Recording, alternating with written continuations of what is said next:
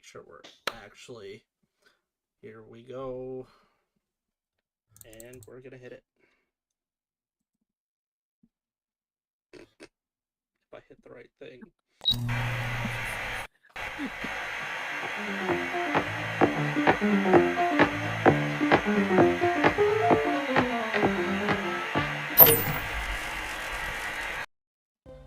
Oops, that was the wrong thing. You guys are getting a sneak peek at the wrong shit. Sorry, you guys got to see the credits a little early too, but as you can see... Game's over, folks. Take care. Go to hell. I quit. Burning Brim's over. It's all done. No, as you can see, we have a intro now. You can thank our sponsor for that. That was a suggestion. Who's that? Who are our sponsors again? Martin Mancini, Paint Hammer 40 Colors, and Brothers to Brothers ADV. And Trucker. Yeah. Who can they go to if they want to get their start in gunsmithing and weapons technology? Now that you're actually here, I can run that bit. We'll run the it Sonoran Desert. The Sonoran Desert Institute, SDI. Yay! Not sponsored yet. To be fair, we are not sponsored, but boy howdy would I like to be. It'd be kind of funny. If we just keep shouting them out enough and somebody tells them, then we're gonna... They do like to sponsor, so... I get that, but do you understand how hilarious it's gonna be for them to sponsor a Pathfinder game? Who cares? I'm gonna have to redesign the firearm and be like, for some reason, this company exists in this world.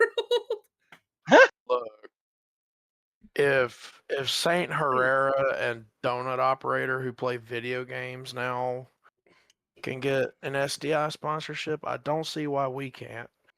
Oh, really? They got an SDI sponsorship? Well, yeah, they're gun tubers. I mean, they're gun tubers. So they're like obligated to have it. I don't know much about Donut Operator anymore, but pretty much every pew pew video Herrera makes, SDI is the sponsor. I ain't gonna lie, I don't know who Donut Operator is. He's a former cop who does breakdowns on now media famous incidences. And explains he will explain how either he's very impartial despite being a former cop. Like, if the cop screws up, he'll be the first to tell you, but if it's the criminal, then obviously he's going to tell you that too. Yeah. He's also, like, you would think him being a former police officer, he would be biased towards the police, but he isn't. No, he openly admits and dumps on the cops when they make a boo-boo. I gotta be honest, he's actually more harsh. Should. He is far harsher on the police than the criminals, unless it's a sovereign citizen. Then it doesn't matter how much the cop screws up at that point. I mean, he'll tell you. He's been through the training at that point. He knows, hey, this is, you need to do stuff right or get out. It finally linked my sheet. Yay.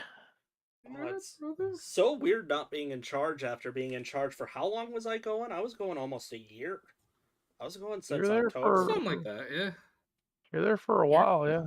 I was sitting here since October in charge, so it feels very strange not being the guy. I don't have my finger on the button anymore. Mm-hmm. Button. Who's got the button? Yeah, now you can just chill and, do questionable things with us. Do crimes. War crimes. Instead of watching us commit the crimes, you get to participate. You get a trophy. Instead of panicking over a ceiling, you can break the ceiling yourself. Flame knows because I know he's talked to all of us about this opening sequence. He knows what my plan is, and it's a doozy. Oh, I know all y'all's opening sequence.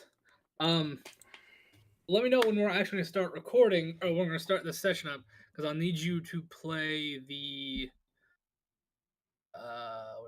where is it? The super awesome, not copyrighted boss music. Yeah. No, I need you to play the one labeled talk show called Boogie Party when you're ready to start this up.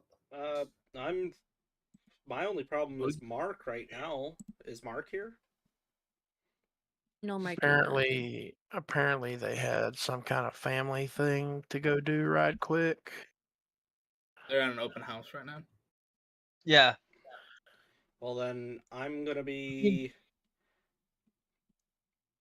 You guys are gonna end up hearing the music for a second. Let me pause it. I'll get it looped. All right. I'm quite literally ready whenever we want to do this. I can get the scene changed over and let you know when that's going if you want to get moving. Yeah, go ahead and get that scene changed over and just let me know when the music's actually playing. Because what we're going to intro with is not the party, so letting y'all know that up front. Okay. Huh. Music's going. So we cut to a lavishly designed little studio, something you'd see on a talk show every day. And you see a big sign that says the morning host, Patty O'Brien. And you see coming out, just snapping, doing a little dance, he's coming out, a human with long, black, steel-colored hair. He comes and sits down and said, "How you doing, folks? It's Patty O'Brien for the morning show. Now, welcome to the Leviathan crew again, everyone. It is good to have you back today. I do have to warn you, though. Apparently today is going to be a bit of a rough one and an exciting one.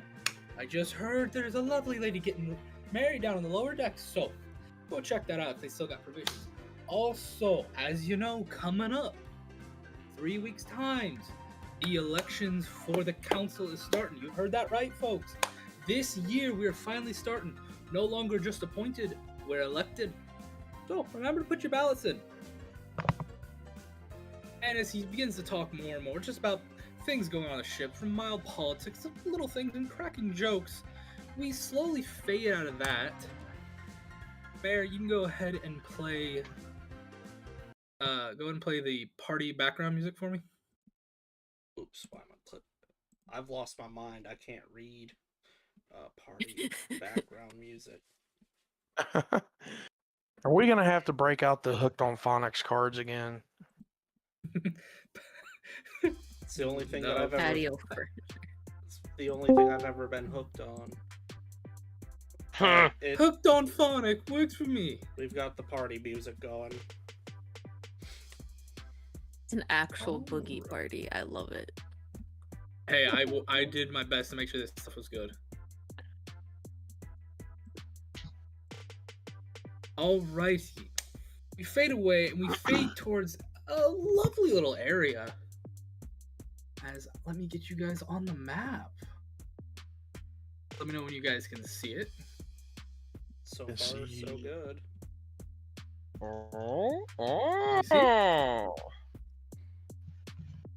Pretty.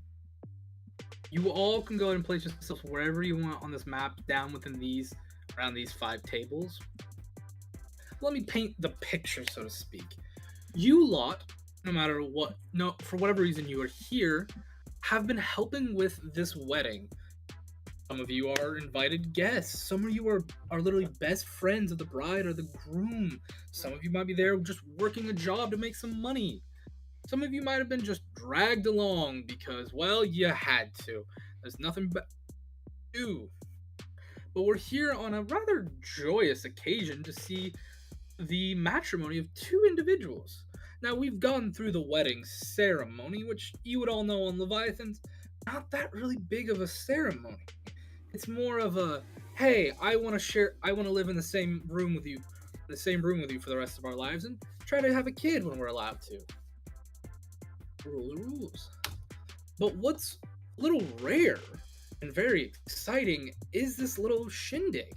It's not common for weddings to have after parties where some people will come for food and drink, as anything of actual merit, taste, or value can be very expensive. As you see, there's not a lot of people here to begin with, but it is still a fun little time. And while we do that, let's go ahead and zoom in on first our first new character, Korsh. Would you introduce yourself, please? Right. Porsche is a just 7 foot 2 Gatorkin lizardman. He used to be normalish looking until one of his experiments through alchemy wound up helping him develop these bone plate like protrusions that cover a good portion of his body that he mostly keeps covered with regular clothing, so he doesn't stand out as much in the crowds. Currently, he's just got this large cylindrical backpack-like device that he's been slowly tinkering with off to the side of the party. More or less, he was dragged out from his lab by his mother, Isa, to socialize, even though he'd rather be in his lab working on his formulas.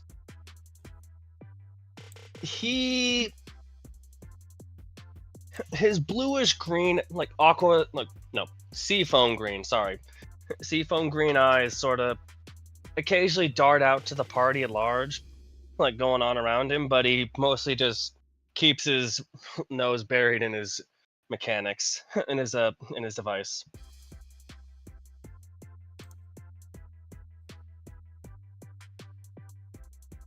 Alrighty. It's a joyous occasion for all lack of term. People are having fun. There's not a lot. It's starting to wind down. The dancing, the entertainment has kind of gone away. You've seen party gifts and games happening, and we're honestly starting to get toward the end of this, all things considered.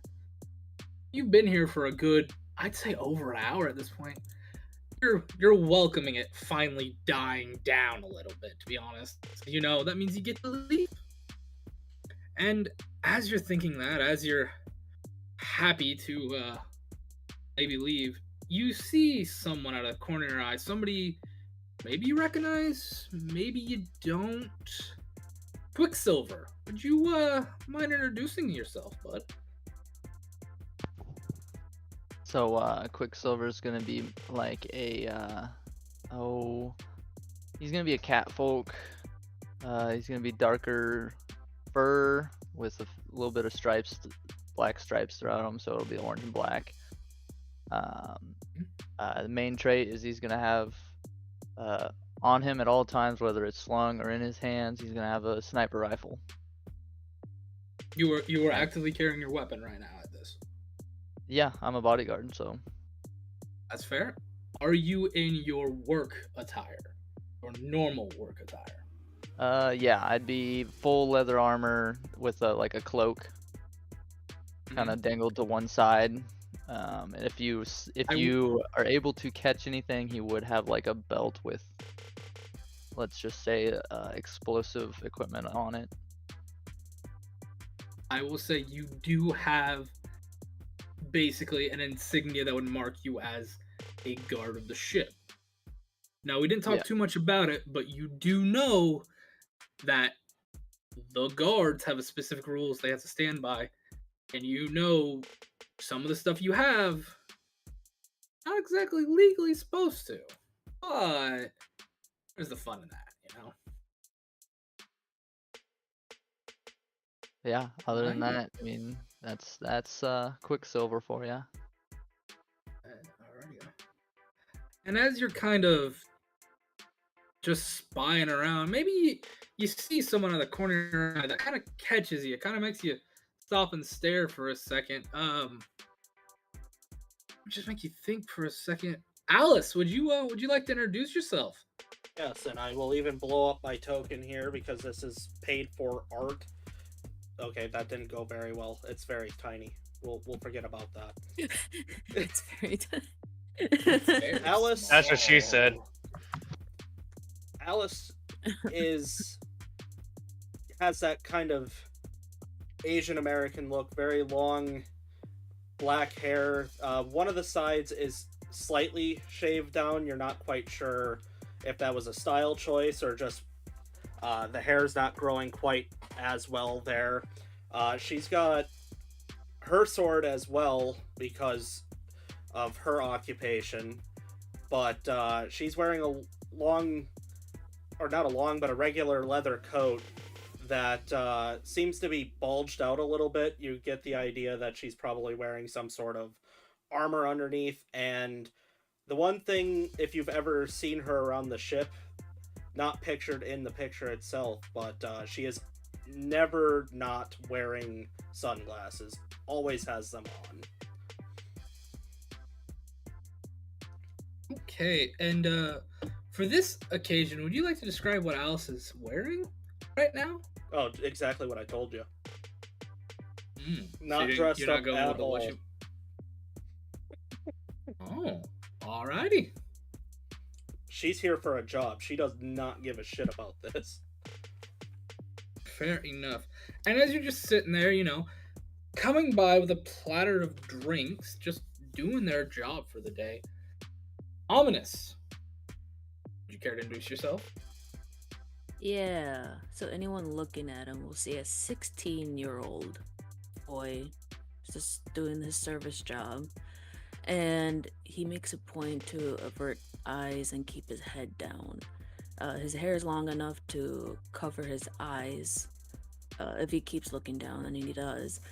And his hair particularly is split in half in color. The right side is pure white, other half is black. And he has a permanent scowl if you look close enough at his lower face. Is it a Vegeta scowl? That sounds like an anime term, so I'm gonna say yes. It's the king of scowlers. I'll put it that way. Yeah. He's the only one who makes a resting bitch face look approachable. Yeah. Uh-huh. Yeah, that's Speaking pretty of much him. Oh, go ahead. And speaking yeah, of approachable, we see maybe just over the shoulder of our friend, kind of sitting, just looking, staring at her son and around. Mama Isa. The only person who apparently legitimately wants to be here, Isa Ringtail, is wearing, like, she's in her work uniform, but it has been freshly pressed. Like, she wants to look as good as she possibly can because she doesn't have extra money for, you know, like super fancy clothes. But she's just, you know, happy to be here, happy for her friend, the bride. And she's trying to make sure that Korish doesn't, you know, get into any shenanigans. Do anything he's not supposed to. Yeah, the only, like, part of her outfit that is not as clean as it can be, she's wearing, like, a utility belt. And the one side is just, you know, like her trusty wrench, like her good luck wrench that she refuses to go anywhere without. Yeah, I get that. Her big old spanner, if you will. It's like a pipe wrench, you know, the red one. Oh, I know what you mean. I have one in my thwapping. house. It's a really good thwapping wrench. If something needs Thunk. If something needs a little bit of extra TLC, she can just, you know, smack it and say, Little, "Work, why Have you don't tried you?" hitting it?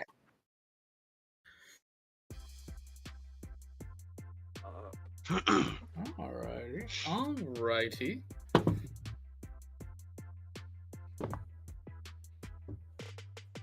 Well, gentlemen, ladies, the party is coming towards an end. You can see gifts been given and things have been happening, but I need everyone go ahead and give me a perception check. Okay. Ash perceptive. I'm really good at these. It's actually 26. pretty average. Holy shit, 19 on the die. Still Oh yes, you'll have some pretty good stuff. 23. Where is perception? It's in the front. Very. It's close to the top underneath your armor Yeah. class.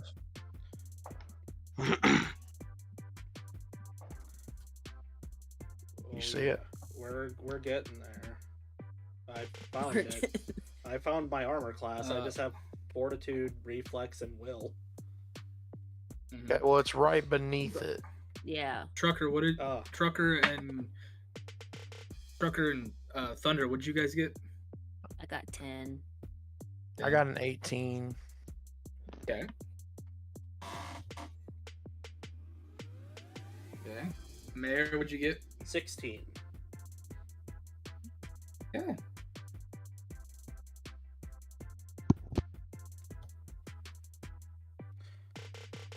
I do have a question for you when it becomes relevant.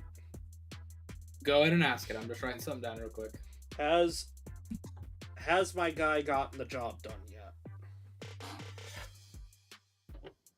Let me roll for that. Let me roll. Do you want high or low? Let's go high.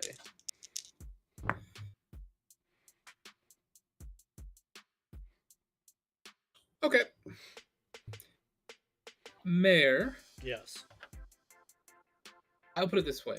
Everybody sees this, but you are the only one to know this. You all see three NPCs, people sitting over here, that are dressed.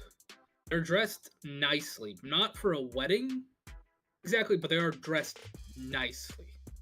There is a snake man right here who's wearing more like I'd say more like very nice like guard attire, and you can all see a symbol of the church, the mage hunters on it.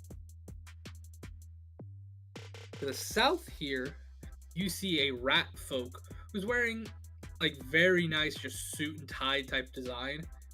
And the entire time he's been here, they have been drinking like a fish. Just drinking it up like there's no tomorrow. They're not a sad drunk. They're a very celebratory drunk, a very happy drunk, a very much hooray, let's go with the festivities kind of individual. Those poor boys are gonna be feeling that tomorrow. And if any of you got above got an 18 or higher, where I put it? All right, I've got to find something for my notes. You would all see the religious symbol of, where the fudge is it? You would all see the religious symbol of, where's their deity? I just had it on here. Ooh. Damar. You would see they have the religious symbol of Damar, which is the god of the denied, liquor, luck, and medicine.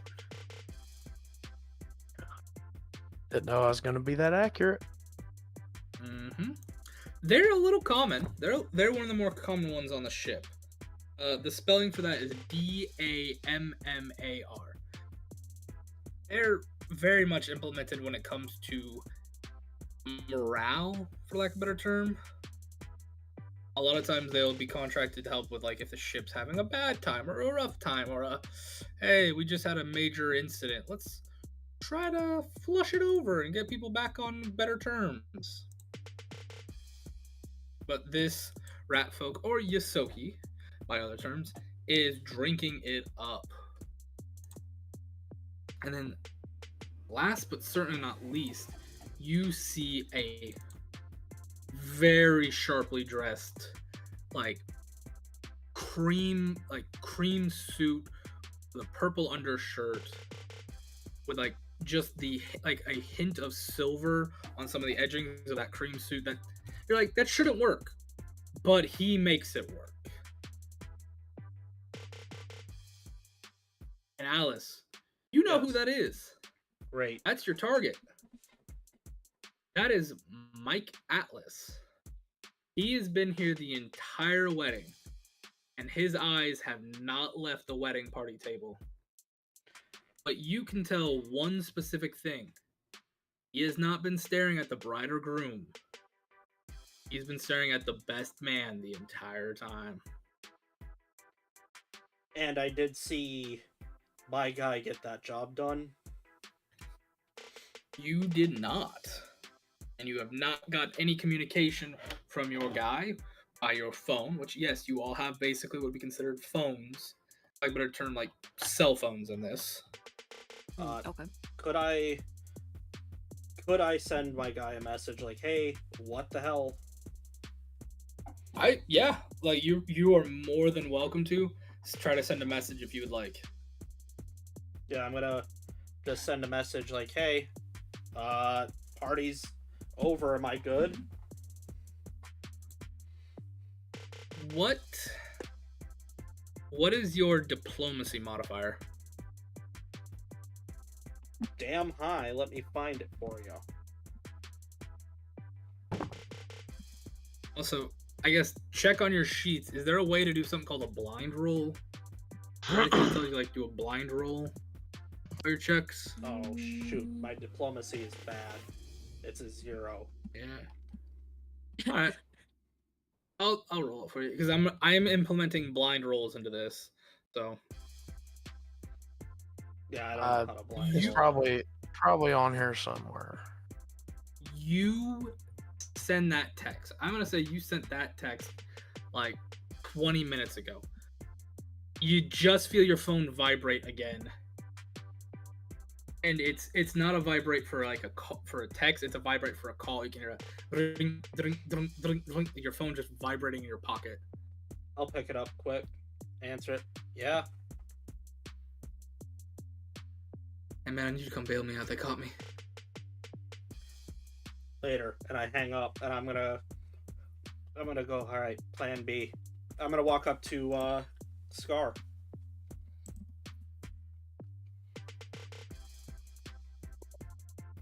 Alrighty. I believe that's him right here. Yeah. Hey, guard. What are you after? Yeah, hey, look, I know we don't get along very well, but I have a lot of evidence that that guy, and I point over at the man in the cream suit. Yeah, he's been stalking the bride the entire time, and he won't stop looking at the best man. I'm pretty sure that he's going to have him jailed or killed.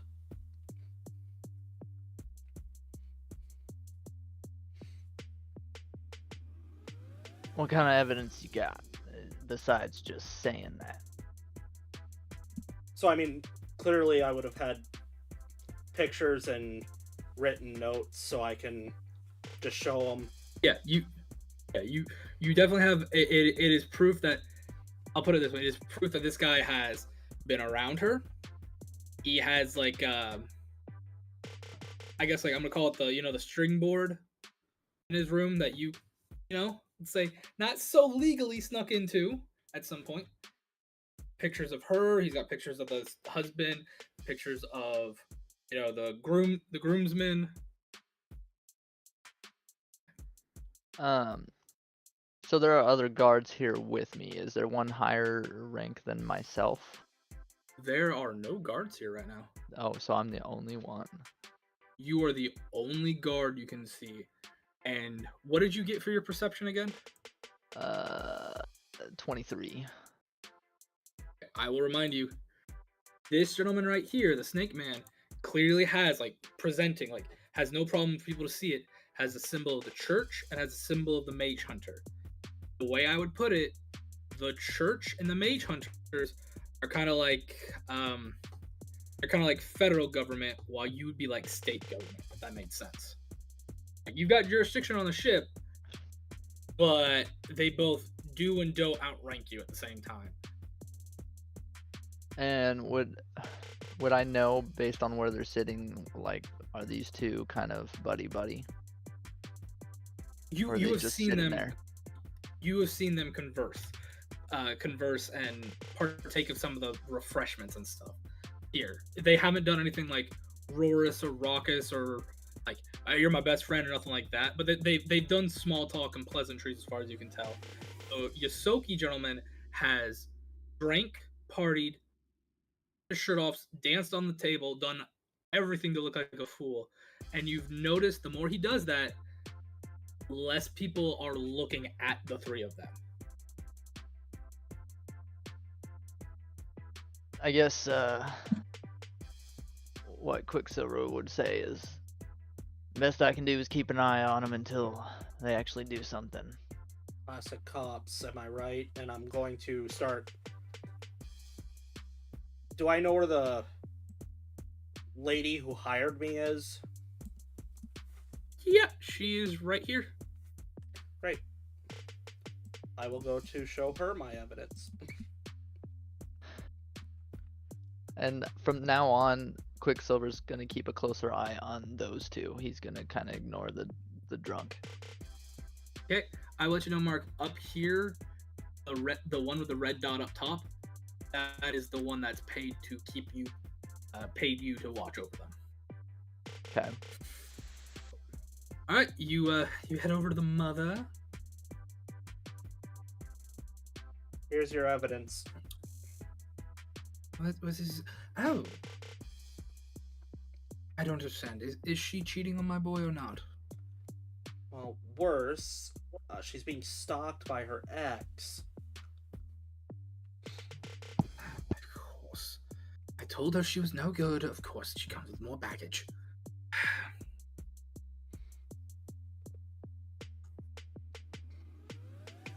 Now's not the time for that.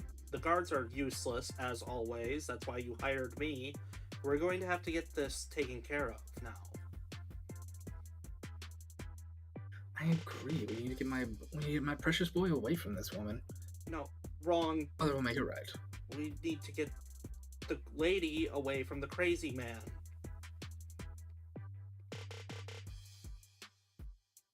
And where exactly is Crazy Man? I just point at the pictures and then point at the man in the suit. She kind of looks at him a second. I remember him. I think he's a mage hunter. Yes, I remember. He was a mage hunter. My daughter used to talk about when they were dating. Oh, she should go back to him. He was a good man. He was a very good man. Well providing.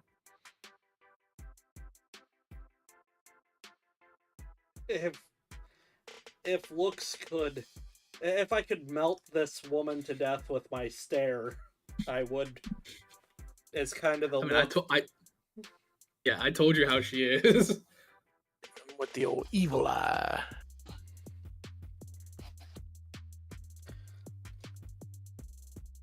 Do what you gotta do. And yeah. And as you're saying that, you watch as Mike will kind of Cream Soup will kind of tap his buddy for a second, Snake Man, and kind of motion for him to move as watch Snake Man kind of start heading towards the main area over there. Get right about here. Is there anything anybody's doing, watching, concerned about before I push us into something?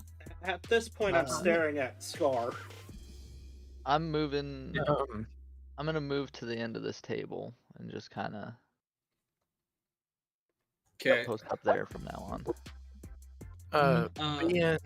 Being friends with the bride, Isa would have liked to have started to head that way to go congratulate them before the party officially ends. Go right ahead. So I guess the I can entrance make it to here. You can make it up a couple more squares if you want. I'd say you'd probably move before he did. The way onto the podium basically is these back steps right here. I'll let you get up to right here, man. Okay. Boop. like I said, I figured you would have been heading before these guys did. They would have only made him move as somebody started moving towards their target. And yeah, as he moves farther away from me, I would continue to kind of trail him. Might even move to this next table. Oh, go right ahead. He's going to get right here and stop. I'm gonna let everybody else make one. I'm gonna let everybody make an action if they want to make an action before I start something. Okay? Can I prepare an action? What are you wanting to prepare? I guess. If I see any sort of like hostility, I want to try and, I guess, subdue him before he can do anything. So it'd pretty much just be me pulling out my rifle and like trying to do like a, I don't know, just trying to hit him and probably non-lethal starting out just to get him down. Yeah, I mean, you can. I guess my question there is, you're wanting to show hostility? If he shows hostility. All right, that's very fair. I'll let you prep that. I guess what is your definition of hostility though? I'm gonna make you specify. Oh man. If he goes towards either the bride or the groom, like if he tries to, I guess, throw a weapon at them, acid, anything that could kill or harm, maim, harm, kill, whatever.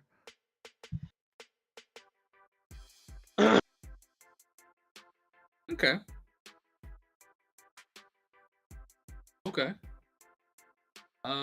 I have something I want to do. Yeah, let's hear it. What do you want to do, Chaos? If first, I'd want to at least move up to there to do it.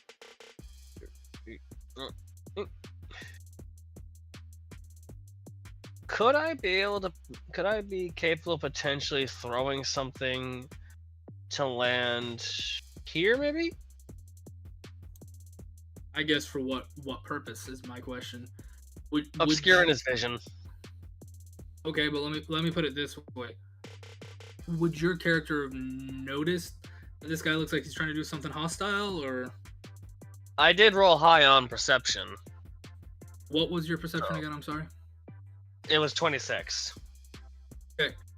Then I'll tell this. What you know is this dude has a symbol of the church and a symbol of the mage hunters on him. With those particular facts in mind, Korish would have slowed down his tinkering on his backpack to keep an eye on, just to like keep an eye open if they decided to give him a hard time for his tinkering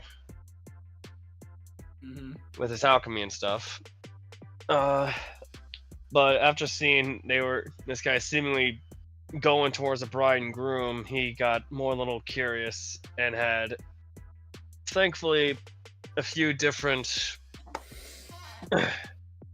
I have a smoke bomb, basically. It's a small, like, 10-ish feet sphere, but if I throw it right there, I could could at least throw off whatever he's trying to throw, whatever aim he might have. Yeah, you want to throw basically something that would be obscuring in an enclosed environment. All right. I'm playing this off as this is all happening behind me, so I don't know any of what's going on. I have something, fair. but I'm letting everybody resolve their stuff first before I do my thing. All good. I guess Thunder, are you gonna be setting anything up? Ominous rolled a 10 for perception, so I imagine he's too busy cleaning a table and cursing at it or something like that to really notice what's happening. Somebody spilled their fake juice and it's just not coming out. Too busy being a waiter. Hold on, I just reread that. That's a flashbang, actually. Sorry. It's not a smoke grenade, but it's at least a small flashbang. Okay. I'm going to remind you, flash fangs are extremely illegal on Leviathan. But All right. you will watch Well, as what about this me? gentleman. On. Oh, I'm sorry. Go ahead, Mayor. Go ahead. Like, I was letting everybody else resolve. No, I'm sorry. That was on me. I'm climbing up He's on anxious, this. man. I'm going to look at this woman and go, thanks for nothing. And I'm going to stand up on this table and as loud as I can, ladies and gentlemen, the bride and groom! Just to try to get everybody's attention and wait to see their reaction before I continue. Go ahead and roll me a diplomacy with a +2 to this. I'll give you a +2 on this. 13. As you say that, this snake man will kind of like hold on to his like grab his symbol that makes him a mage hunter, which you would all know the mage hunter symbol is basically a staff with a blade going through the crystal to make almost like a T intersection of it. He will hold up his Oh, I don't have anything. Okay. He will hold up his symbol and he's gonna go look to everyone and go, by the order of the mage hunters, I command everyone to stand down and for that man to turn himself in. He's going to attempt a demoralize check on everyone. What do you roll against that? No, what if you roll?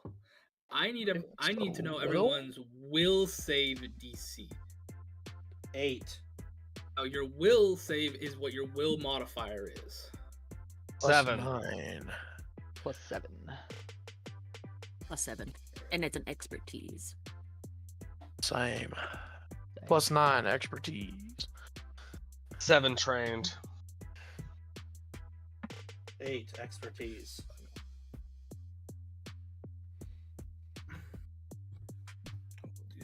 Let me just double check something real quick. The party mom would have the highest will. Just want to double check on a will deceive.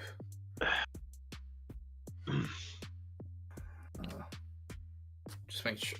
One second, moment, folks. I'm just making sure I'm getting this right.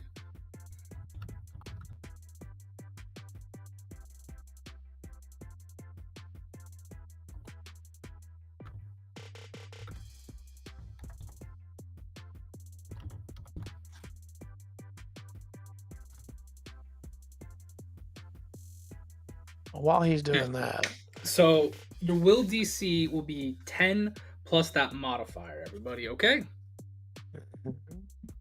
So we're gonna go down the list real quick, and I'm gonna work with everybody on this. So Chaos, what is your will? +7.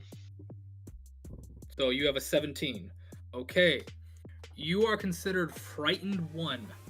Go ahead and go to the conditions and active effects. Click the gear symbol. Scroll down until you find the frightened condition and go ahead and select it. That way you have the frightened condition selected for yourself. Next up, Mark. What do you get with a +10?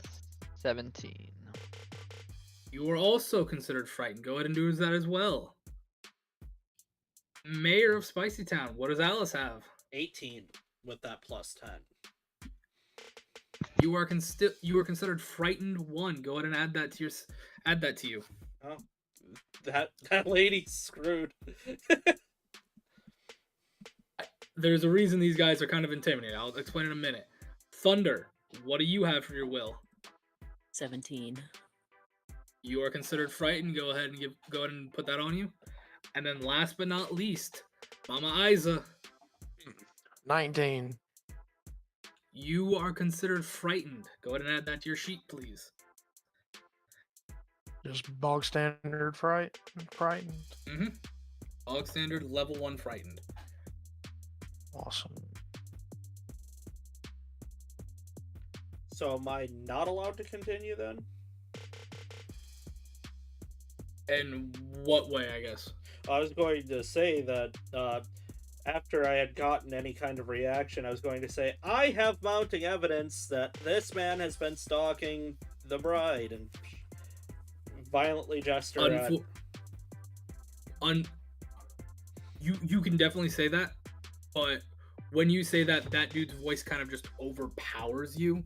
Like, nobody's paying attention to you. Everybody's now paying attention to the officer who just pulled out his badge and said, yo, this criminal, everybody stand down and you come with me. I'm just going to look at the mom and go, your daughter's fucked.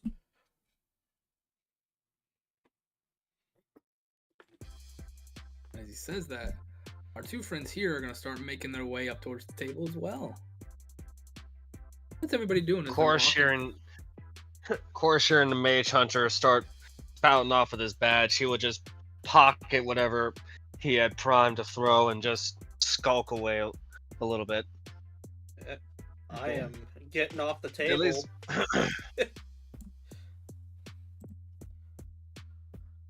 Art, they're going after who's paid you to protect you, paid you to protect them. Are you going to interfere at all, or are you going to let these guys do their job? I guess what Quicksilver would do, he would want to go up to them and just ask what kind of evidence they have towards the arrest of this guy. So Mike, their evidence is going to be a backhand across the jaw. Mike Atlas, at first you guys, it's a human, but as you actually get face to face with him, you realize that's not a human. That's a Vishkani. Vishkanis are humans with reptilian DNA or reptilian like blood in them that do not show on their surface at all, besides them having a toxic venom and having basically what would be called serpent charm. Their skin always has that beautiful pearlescence to them, and they can't look bad. Like, they just cannot, for lack of a better term. And he will look to you, and he will produce a data slate, and you will see a warrant for your individual. And the first charge is basically the warrant will say, one Jennifer Fallen, wanted for use of magic without license. Second charge will be use of magic without license ×2. Third charge will be use of magic in a battering situation. Third will be battering with magic, and fourth will be battering an LEO or an officer with magic.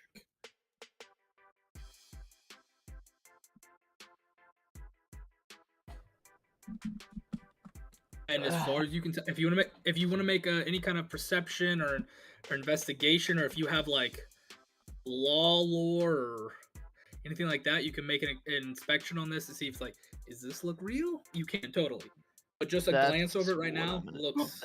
That's what I'm gonna do. I'm also gonna exchange a glance with the guy who hired me. He's definitely sweating. I'll tell you. Okay. Yeah, he's definitely sweating right now, and you can see the bride and groom and the bridesmaid are kind of looking at him like what's going on? What's going on? 24 on a perception on that. As far as you can tell, this is a legal document. This is definitely a warrant for this man's arrest.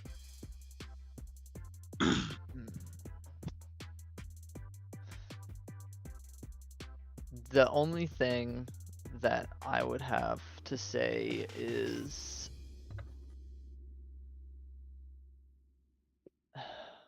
how would he word it? Quicksilver's just gonna say, everything here looks like the real deal, but I have heard some rumors and or might have that gentleman back that way standing on the table might have found some evidence of your friend here more or less stalking somebody, and by somebody being the bride there. You have anything to say for that? Mike Alice would be the one you're talking to. He said, I'm well aware of his accusations. Is A 2-bit detective needs to learn when someone's just doing research, doing a stakeout. That sometimes that research, and by what I saw, didn't really look like research. No offense. If you have a problem with my methods, you can take it up with one. You can take it with one of the detectives. Might just do that, but no, I'm just giving you some forewarning. And there's nothing really he can do if it's legitimate. Yeah, that paperwork is legitimate. I'm gonna tell you this right now. That is definitely signed. It is completely legitimate.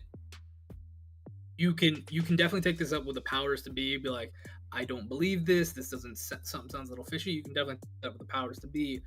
But you would know, just as your job, if you interfere right now, you would get hit with an interference charge. You'd get hit with an interference with an officer, which, if you did that with your standing, could lose your job. Like I said, he's not gonna do anything. He knows he really can't. Mm-hmm. But yeah, he definitely is just saying there's something fishy here. But That's totally that's fair. it. He'll just remain there and just watch it happen. Alrighty. They will get on the stand, and this man looks pale as a ghost. Is anybody doing anything? Anybody just stopping, or are they just all watching? Can I text my wife to go bail out that guy quick? Yeah, you can definitely just be like, hey, this is a bust. What do you text her? Exactly? What is my guy's name? He goes by the name of Zachy. Hey, you remember Zachy? Can you make some paperwork disappear so Zachy can go home? Send. He'll kind of like type, like, Zachy ? Oh, the rat folk. I can look into it. Whatever the equivalent of a heart emoji is in this world. Photoreal. Anatomically correct heart emoji. Anatomically correct heart emoji because of general social dysfunctions. Yeah. Alrighty. You watch them come over, and what they put on this guy, they pull out a long rectangular box, and from it, 2 cuff-like chains come out, and they slap it on either one of this guy's wrists, and you watch as the color drains from this guy, and he almost like drops to his knees, but you watch Mike and the rat folk both catch him under each arm and kind of like hold him up for a second, as the snake auntie will grab the device that dude's connected to, and they'll start dragging him off. And if anybody wants to, they can make me a craft or society check to know what that machine is. Oh, yeah, society. Craft. I'll do society. Jeez. Clarification, they are hauling away the best man? The best man, not the groomsman, the best man. Got it. As long as it's not the groom. 21 21? 17 society. for crafting. Okay. 22 for society. 11 for society. I don't know how I feel about that. Ooh. Is that the first one for this campaign?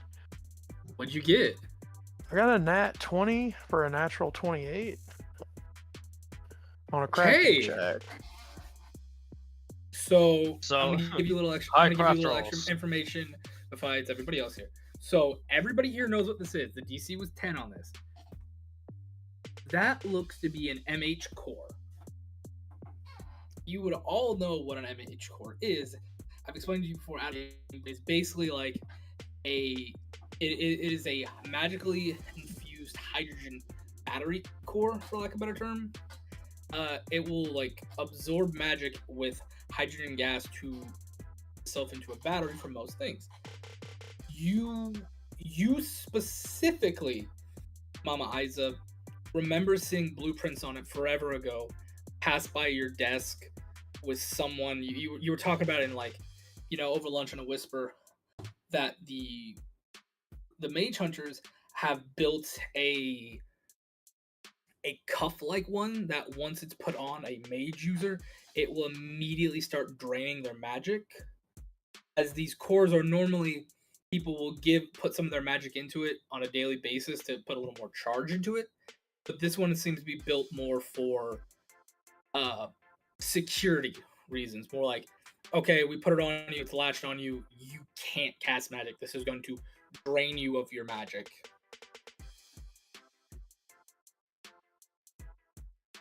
Basically, just like mana cuffs. Yes, something of this sort. And they're gonna leave. Nobody stops them. I have something to do, but I gotta wait for them to get out of here. Okay. Is nobody stopping them? I'm just gonna ask that. Nope. Okay. They leave without an incident, and it's like there's kind of a hush murmurs now. You can see people like looking at each other and kind of like murmuring and muttering. May I approach the bench? This is a wedding. May I approach the bench? No one's stopping you. Okay. I'm going to approach the bench. Okay. The bride and groom are kind of looking at each other and hush talking like, what the fuck was that? Hey. Yes? The bride kind of says. Phone numbers. Please and thank you. What? Phone numbers, please and thank you. What? Yours. Whose numbers? What are you talking about? Both of yours. I need them. Real quick. I have evidence for you.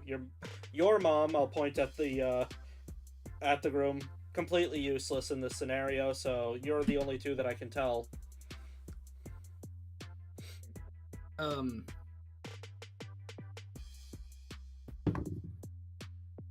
The groom kind of gives it over, no problem. He's not even like fully thinking. The bride is a bit hesitant though. Hey, it's about your ex. I say, jutting a finger at her, and then I'm going to quickly send over the evidence to the groom. He'll kind of look at it and then look at her and be like show her the evidence. He's like, I'll just text her it. You see him like text her the evidence. Great. Well, I've done my job. Another one in the books for the Jenks Agency. I'm going home. I would say lovely wedding, but I didn't want to be here. And I'm just gonna leave. Jesus fucking... Okay. Nobody was participating. Yeah, you just... No, I don't blame that. It was kind of a sad wedding. Weddings are not that big of a glorious event on the ship, unfortunately. Not unless you're the Richie Rich. With all the stuff that's happened, Korsh is gonna quietly waddle up by Isa and just tap her shoulder, being like, "We done now. Can we go home?" Yes, but I have to tell my friend that I'm happy for her, but I don't know if that would be a good idea right now. As I'm looking up at the bride and groom, I'm assuming they're like staring at each other angrily. They're not looking at each other angrily. They're looking at their phones. Like, they're looking at the information on their phones and kind of like back at each other and like murmured talking. Aw. Yeah. I think Let's just let's politely leave. This has been very weird. And here I had a few bombs ready to throw into the mix to see if there was gonna be a fight breaking out. I came prepared for nothing. Son, how many times have I told you you're gonna get in trouble if you keep trying to talk about that out loud? He'll just send a look at you. Mom, trust me, I know when to keep my voice down when certain individuals are around. Well, the last thing It's we just- need, the last thing either of us needs is a lovely visit because, some of the things that we have, they might not like us having. Okay? Right. On the plus side, though, I think I finally worked out the kink in the centrifuge in my pack. So now I should be able to start mixing things appropriately. That's great.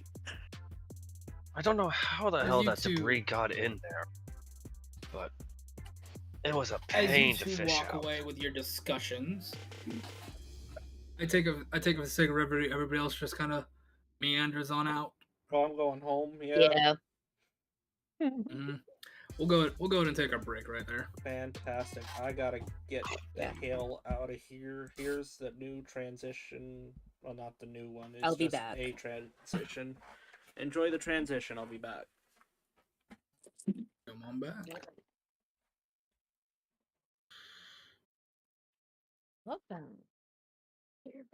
Welcome to the halftime show, folks.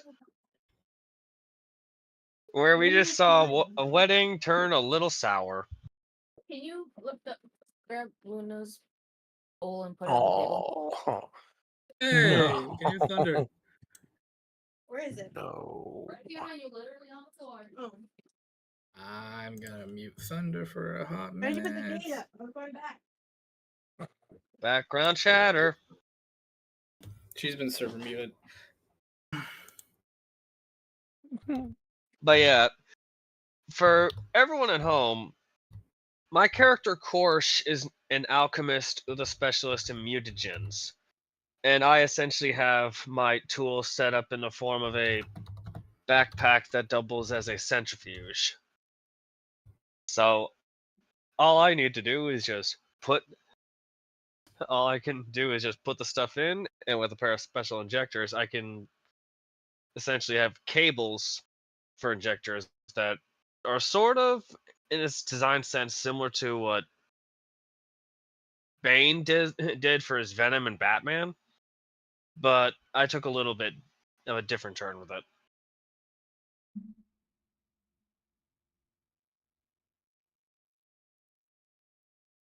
Interesting concept. Tracker, I just saw that. But I hope you guys are having fun. I really do. I am. Trucker, this is not your first Pathfinder session. I was very interested in your option for a cold opening. That's nice. So that was you can thank the girlfriend on that one. I went back and forth on ideas with that one, and then I landed on a talk show host being something this game kind of has a center around that I want to have a little fun with, and I was like, I couldn't think of a name. I wanted to call him like Marty Morale or Marty O'Malley or something, like some MM or like MMM, the something morning show. And she's like, why don't you go with an O opening? And I was like, I can think of something like that. And she pitched Patty O'Brien. I'm like, I like that. I'm gonna go with that. Well, I mean, Up in the morning to you, laddies. When I say cold open, like for the sake of the viewers, you didn't explain nothing. Oh, I don't plan to explain anything. No kind of setting. Just here's the bucket of water, sploosh. Part of this like great show is learning about the setting, learning about it. I'm not just gonna go, oh, it's this and this. I'll give information that y'all should know and y'all know about, but other than that, I'm not giving much out. Nah, see, if you thought that meme was funny, you cannot read this one out loud. We'll get in trouble. I was waiting. Oh, hit me. But I laughed at this one for a good 5 minutes. I saw that one too. I couldn't help but laugh at that one. That's a good one. See, I was waiting to see if you guys started up combat.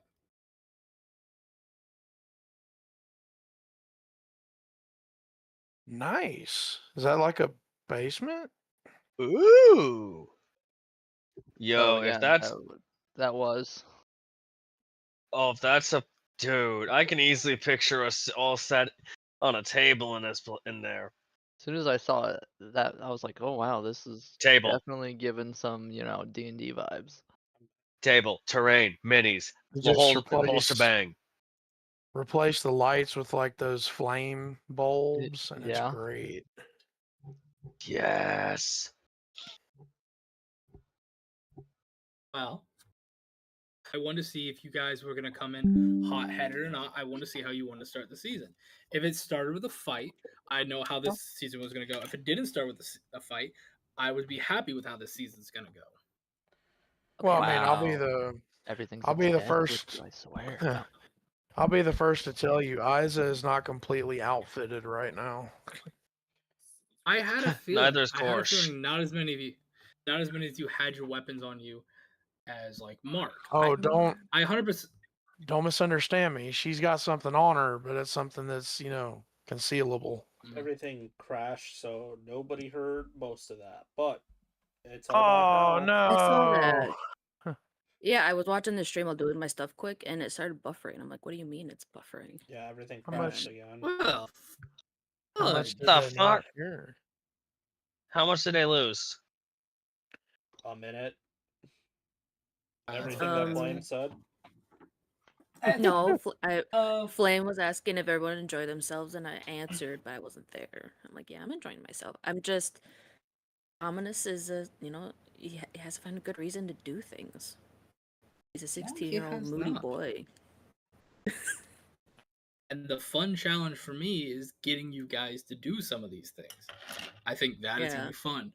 Trying to get you guys in to do specific things or specific jobs or stuff like that. See, I'm going to be a menace because some of the stuff I can do is borderline broken, but it's within the rules.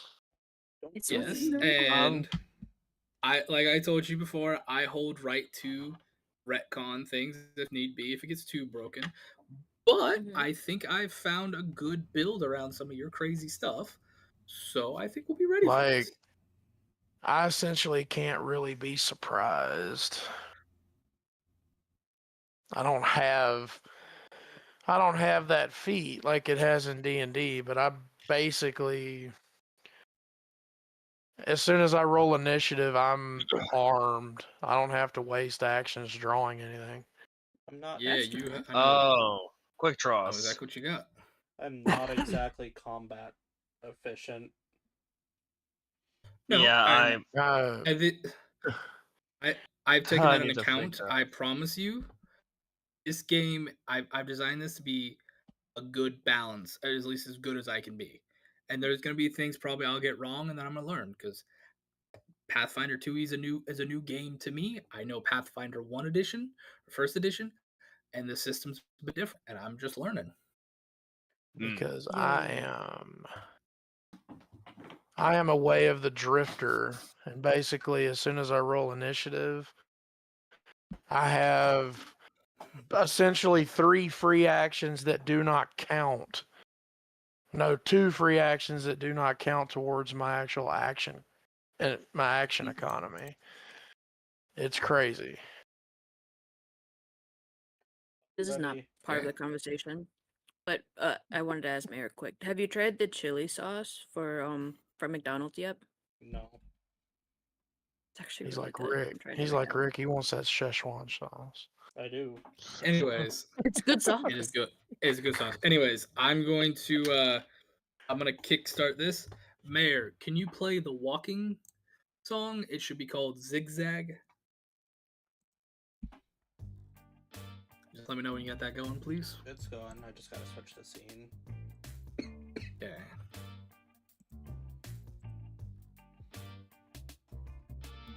Alrighty. Oh my god, what a vibe. We fade out on your players all walking back to their respective rooms. Some of you go back to your small rooms.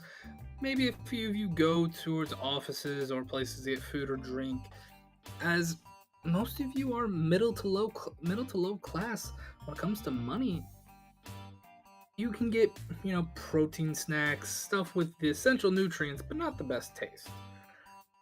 But we watch as you sit, relax, maybe scourge for something, beg for something, a little bit of anything.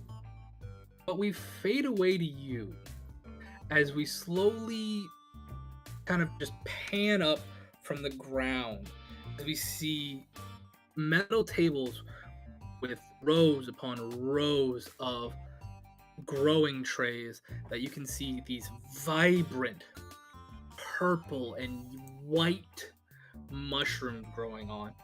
They almost the purple mushrooms look like lumpy balls, like just layered on top of each other with these red vines with blue little dots on them just coming down, while the white ones look like a bone wrapped around flesh. As we see in a rather large warehouse, these tables have rows upon rows of these things growing. As we see a few individuals in robes, nondescript robes, as they are sitting on couches and they are working with these mushrooms, to say the least. They seem to be taking one out of the dish and seem to be like washing it and cleaning it and cutting it up into small bites so these people can each one grab a bite and place it on their tongue. And as each one of them puts it on their tongue and they swallow, they just say, "See the true eyes." And you see them just sit upon the couch, arm in arm with each other. They just sway back and forth, looking around, their eyes glazed over with a purplish white hue. They look at the ship and they just say, "I see it. I understand the true nature of this vessel." But as they sway, we slowly pull away towards the feet of one of them, as we see one of these mushroom tendrils is slowly wrapping around the foot of one. The screen will go black. We will see maybe a good 12 hours go by before, miraculously, it's almost all of y'all's days off, except for maybe one or two of you. We will kind of just jump to pose to Alice. You are sitting in your office waiting for, well, what would you normally wait for on a business day, if you don't mind me asking? Right now, I'm assuming I'm waiting for that psycho woman to pay me, and I'm also just waiting for anybody to show up and request services. You got your payment of 50 gold for this job. Brilliant. No, I just gotta find my gold. It is a little.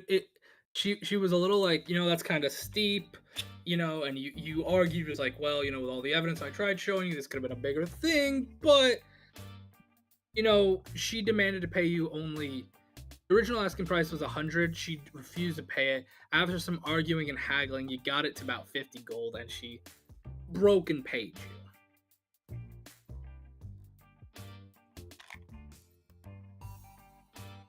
Alright. And, you've been paid. Are you just...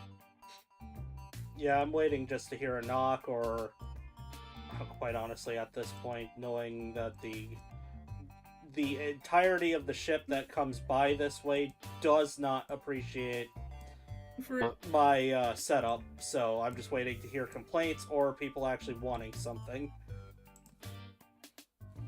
You don't hear a knock, but you just see the door open. Whoa! Well, we don't knock anymore? As you say that, there's nothing there for a moment, till a very, meaty hand kind of just reaches over and on the wall of the open door. I am... Here's my ear open.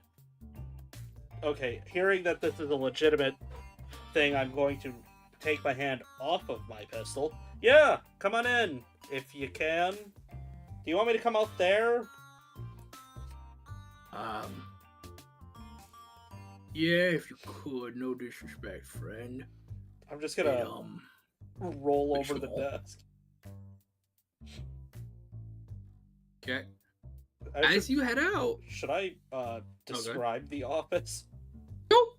go right ahead. Go ahead and describe your office. If you're familiar with a very small water boiler room, where it's just enough to fit a boiler, it's that size of a room with a desk and 3 chairs.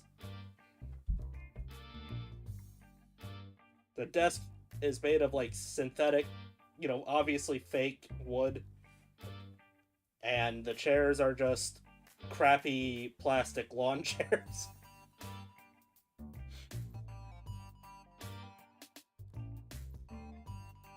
Alrighty. See, coming out, as you come out, just this behemoth of a man. You would know this is a Jotunborg. In Pathfinder, everybody, that's our equivalent of, a giant's blood. This person is of Titan race, a gargantuan creature, which the box art, or like the Pathfinder's artwork for it, the best way I know how to explain them, they look like the Avatar people from the Avatar movie, but bigger, thicker, and no cat ear. Well, they have cat ears, but more of a humanoid face and no cattail. Like, that is the best way to describe them. Oh. No offense, friend. How are you allowed up here? Up? What do you mean up here? Oh, well, yeah. I'm from the training deck, specifically. Gotcha. What can I do for you? I was told you're a detective for these places, and that you're good at finding people. Oh, I'm the best. That's what all the reviews say.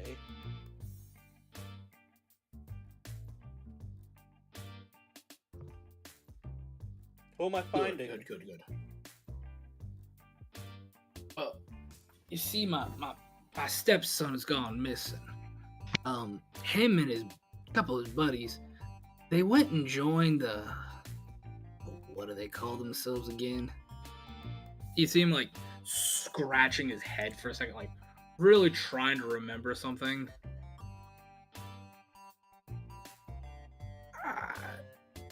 The weird people that talk about eating things to see the true nature of the ship. They say like it's a giant fish or something. I can't remember. We usually run them out when they come near our neck of the woods, so. Okay, so we've got a fish cult that your stepson has joined. It's not, well, I wouldn't, maybe they are fishy. I don't know. Something with like a mushroom, I think is what they do. A mushroom saute fish cult. You ever had a mushroom? I heard only the real rich can get that kind of stuff. I heard they cause cancer. Really? Yeah, you're not allowed to talk about it, but that's what I read somewhere. Huh. Man, them rich folks are weird up top eating the mushrooms. Do you hear they eat something that the pigs find in the ground? Like they dig it up. You know, if it could be marketed correctly, they would eat... I'm sure they would eat beans out of a cow's feces if they could. Ugh. Anyway. I was wondering if I could hire you to find my stepson. See, he's a human. Named? Oh, his name's Tommy. Does Tommy have a last name? Not anymore. He's revoked. He's, I guess, renounced both his mama's last name and my last name. I guess he told us to start calling him Oddball. That's what he said. Oddball.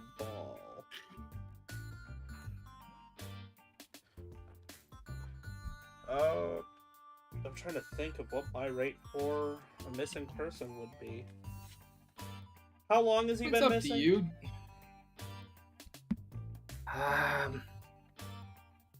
I'd say about 3 days now. Okay, 3 days. People don't like me in this office. Keep me out of the office. You know, let's start at... Whoa. Ooh. That was That bad. triggered? I don't know. I'm sorry. Sorry, my phone's acting. Sorry. I think my wife was Sorry trying to about call. that. We'll start at 50 gold and see where things go.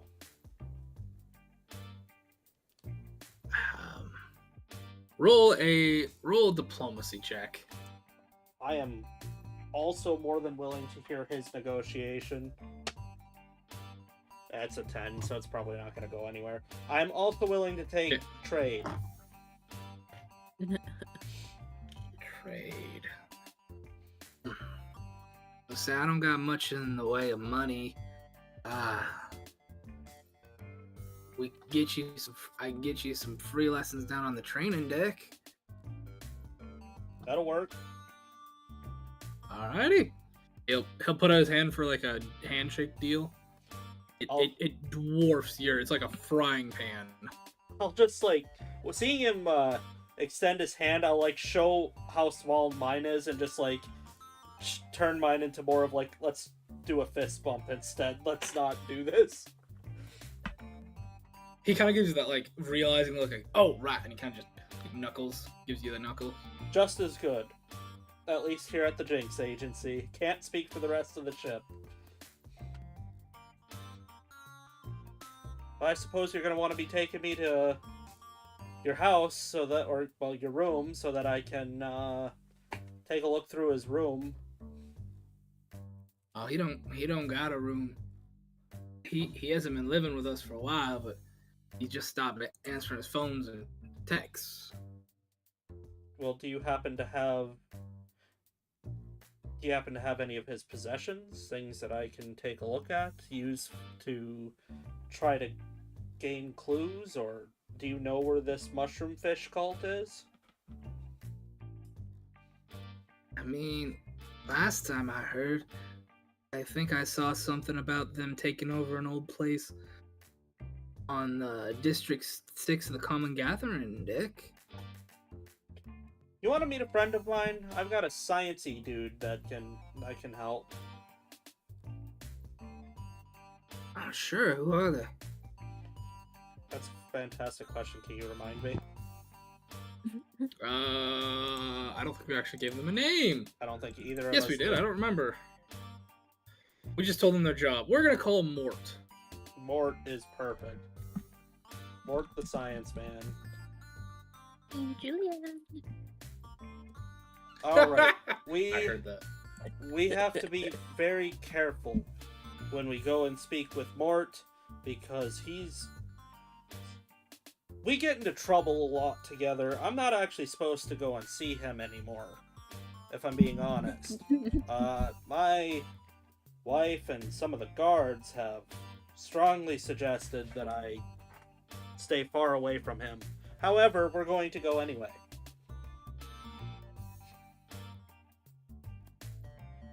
Alrighty.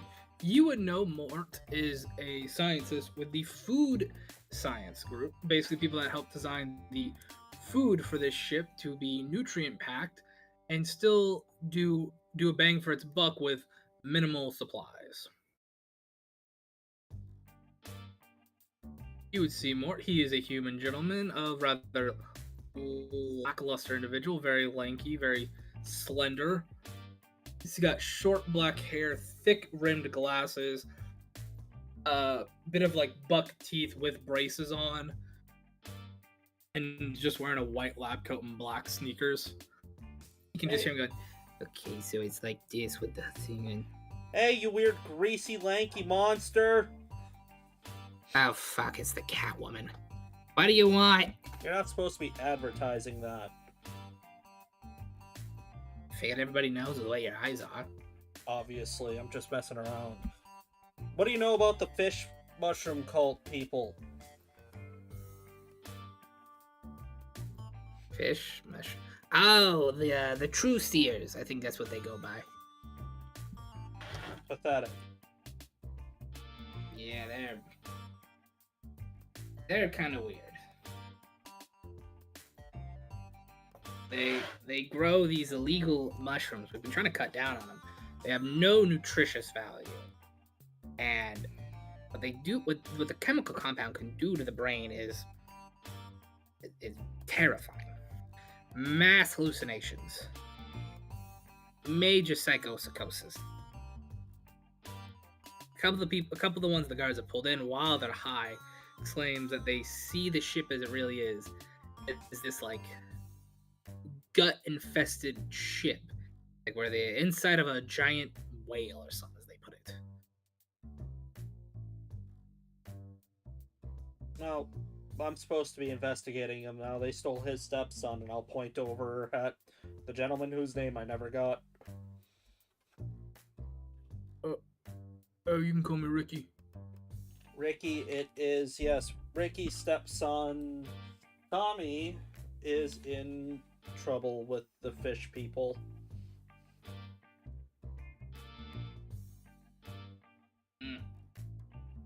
Kidnapped or did he join? Joined. Now he's fucked. Kid's already probably high as a kite. That's all they do is sit.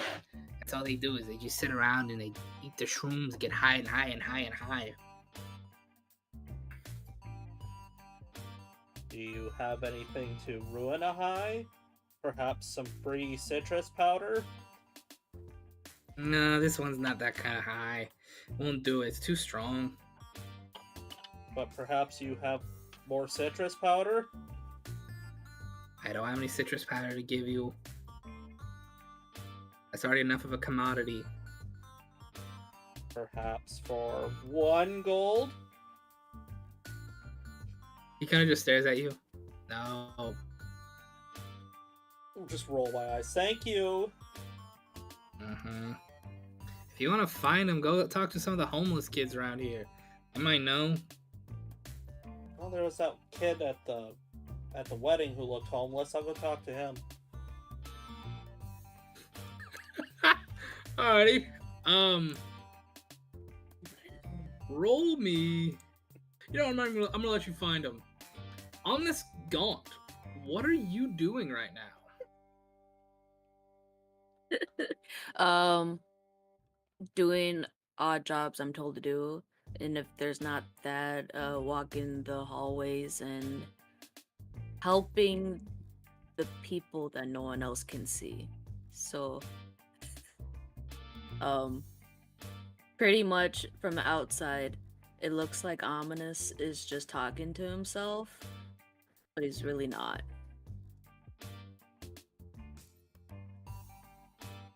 Do I see? I assume I'm seeing all this then. Mm-hmm. I'm going to just. As you're seeing. Oh, sorry.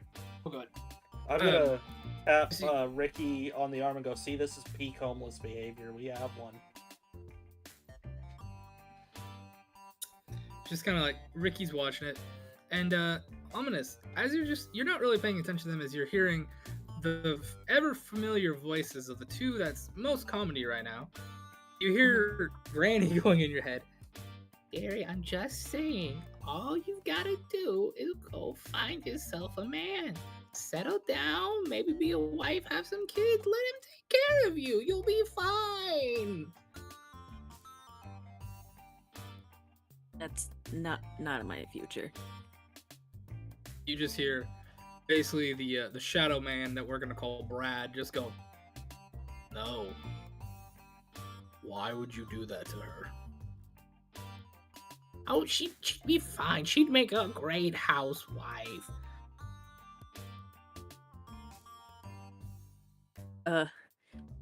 Ominous pinches the brow, the spot between his eyebrows, and just goes and sighs at the ground. And that you can take your cue to talk to me if you want. Hey, you're the homeless kid from the wedding, right? Who says I'm homeless? Well, you're muttering to yourself and wandering around the halls, so everything. I'm a detective. Okay. So being... What do you want? Well, being one of the... Wow, you have the temperament, too. Being one of the homeless that you are, I was hoping that you could tell me where more homeless kids are hanging out, because we're trying to find that mushroom fish cult. The Truseers or whatever. But Ominous know about that cult. Yes, they've come talking to you before.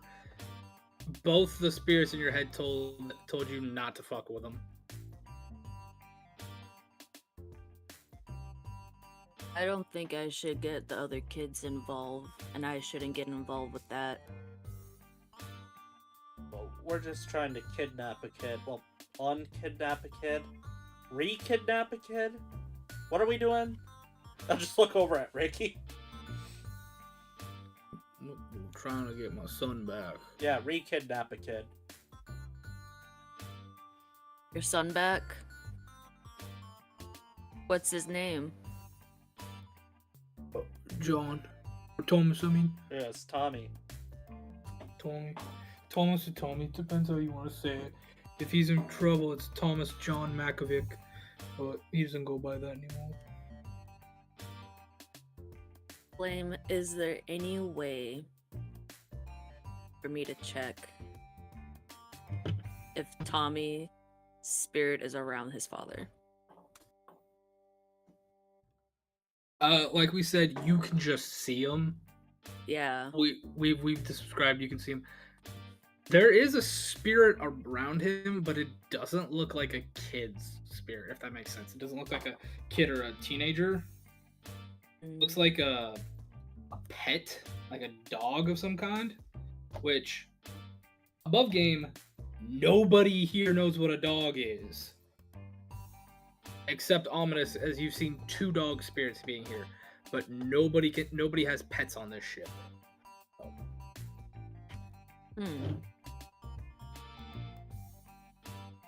Okay, I'll help, but it's only because of the kid. Well, yeah, I mean, that's why I'm doing it too. And you're paying me for it. Yeah, he's got 3 training sessions down in the training hall.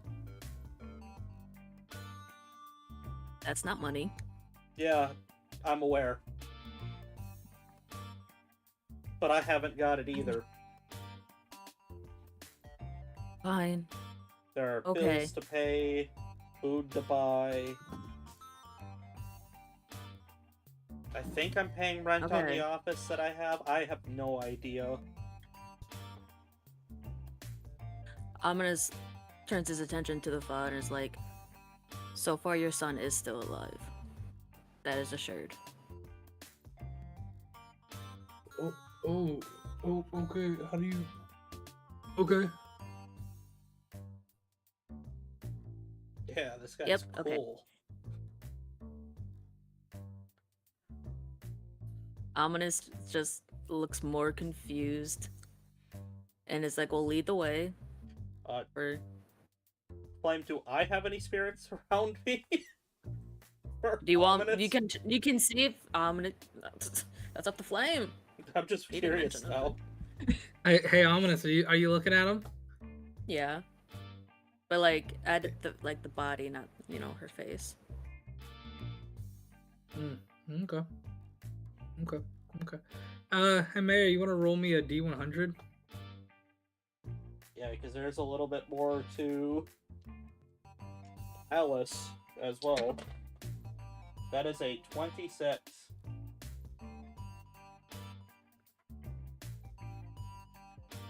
You see some sort of like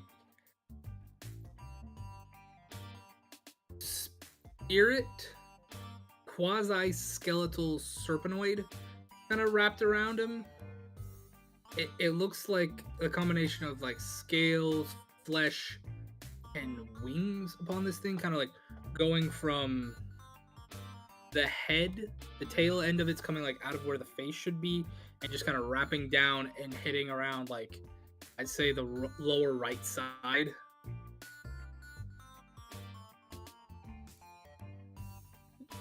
Ominous visibly tilts his head to the side like a confused little dog. What's the matter?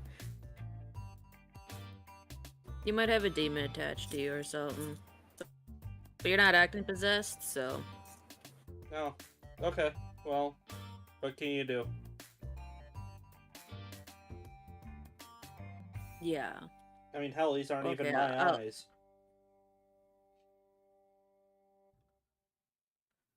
Yeah. Okay, let's go to the kids. All right. And don't be weird with them. I don't handle children, but we'll see what we can do. Yeah, don't touch the children. You're going to the kids. There are 2 spots where there are homeless children. There is basically the Caesar Center. Caesar, like the Roman leader Caesar, or Caesar salad Caesar. I'll say that before anybody asks. And then drifter spots. The Caesar Center was made, I'd say probably about 5 years ago now. It helps a lot with like the homelessness of children who've lost their parents and things like that. Them a place to stay when they got nowhere to stay. You've stayed at the Caesar Center a couple of times. It's not bad. They have basic amenities, and they will have something that can fill your belly at least. Yeah, so Ominous introduces Alice and the father to the kids, being very watchful, making sure they're not scaring the kids, and then asks them if they've seen Tommy. Before we get to that, we're gonna cut to something else real quick, actually. Perfect.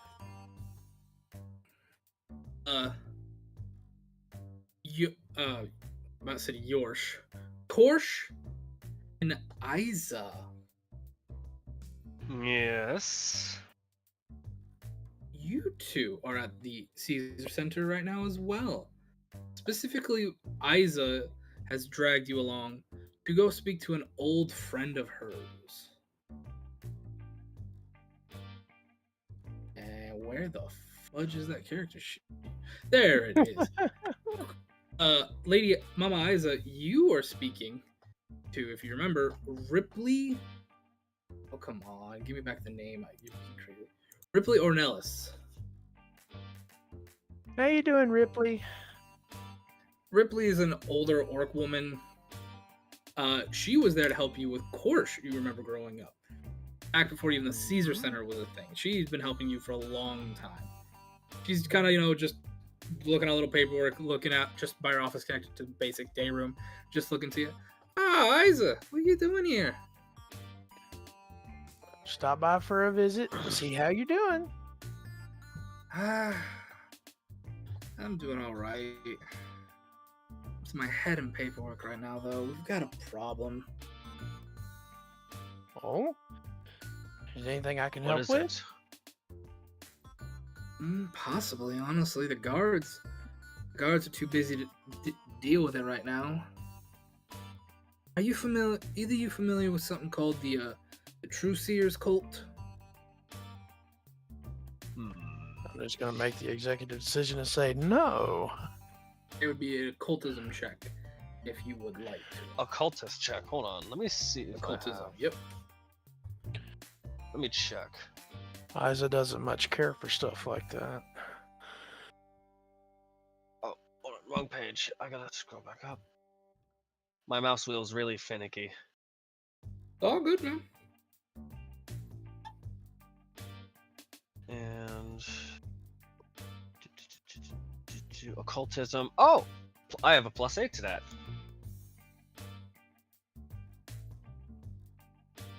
$18. Okay. You've heard whispers of these people, Korsh. Last time you heard, though, they were on they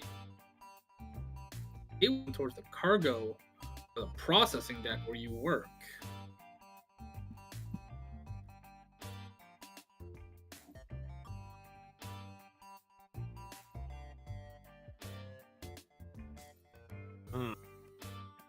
That's odd. They work on the processing deck. What the hell are they all going after? Why could there be a problem here? You see, the thing is, normally weren't. But the last I've known, last I've heard, a small little section of them has come and taken root up here in District 6. They've been preaching their word, as you would call it. She does the finger quotes at that. And they've taken a few of the kids in now. Say a good 10 kids that normally come by here every day aren't coming anymore. Well, You that's don't not think? good.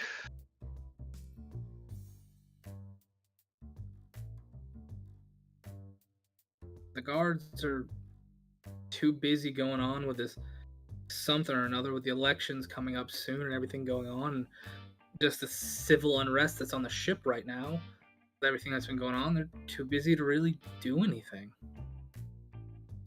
Typical. Yeah, typical indeed. Okay, well, you want us to go, see what's what? Yeah, if you could. Try not to get in trouble if you could. Try not to get hurt either. You know If me. you at least figure out what they're up to, maybe see if you get the kids back. Hopefully they're not partaking of anything that these people are making. If they wind up being the case, I can brew up a detox for them. I'm more worried about them being addicted than anything. The detox should flush out any potential addictive leavovers. They'll be sick as a dog for a minute, but it'll flush it out of their system at least. Addiction's a dangerous thing, Korsh. It lingers in the body and it's hard to get rid of. That's why I hope the sick effect that they'll deal with will be enough to dissuade them from even thinking about this stuff. You never know.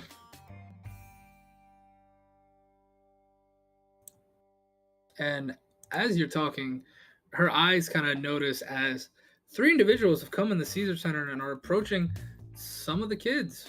And I say kids, I mean literally anywhere from the age of like 10 to 18. I just want to look at the oldest looking one and just say, hey, can you get an adult? You see there's a 15-year-old girl. She seems to be of like goblin age. Kind of looks at you. Hey, yeah, okay. Kind of just points to the office where you see 2 familiar faces and one you don't. There's one in there. Perfect. I'm gonna look at Ominous and just say, hey, would you want to be adopted? No. Well, Why would you want to adopt me? Probably my parents or my wife's parents. Mostly them. Why you be nice? Why should you be homeless?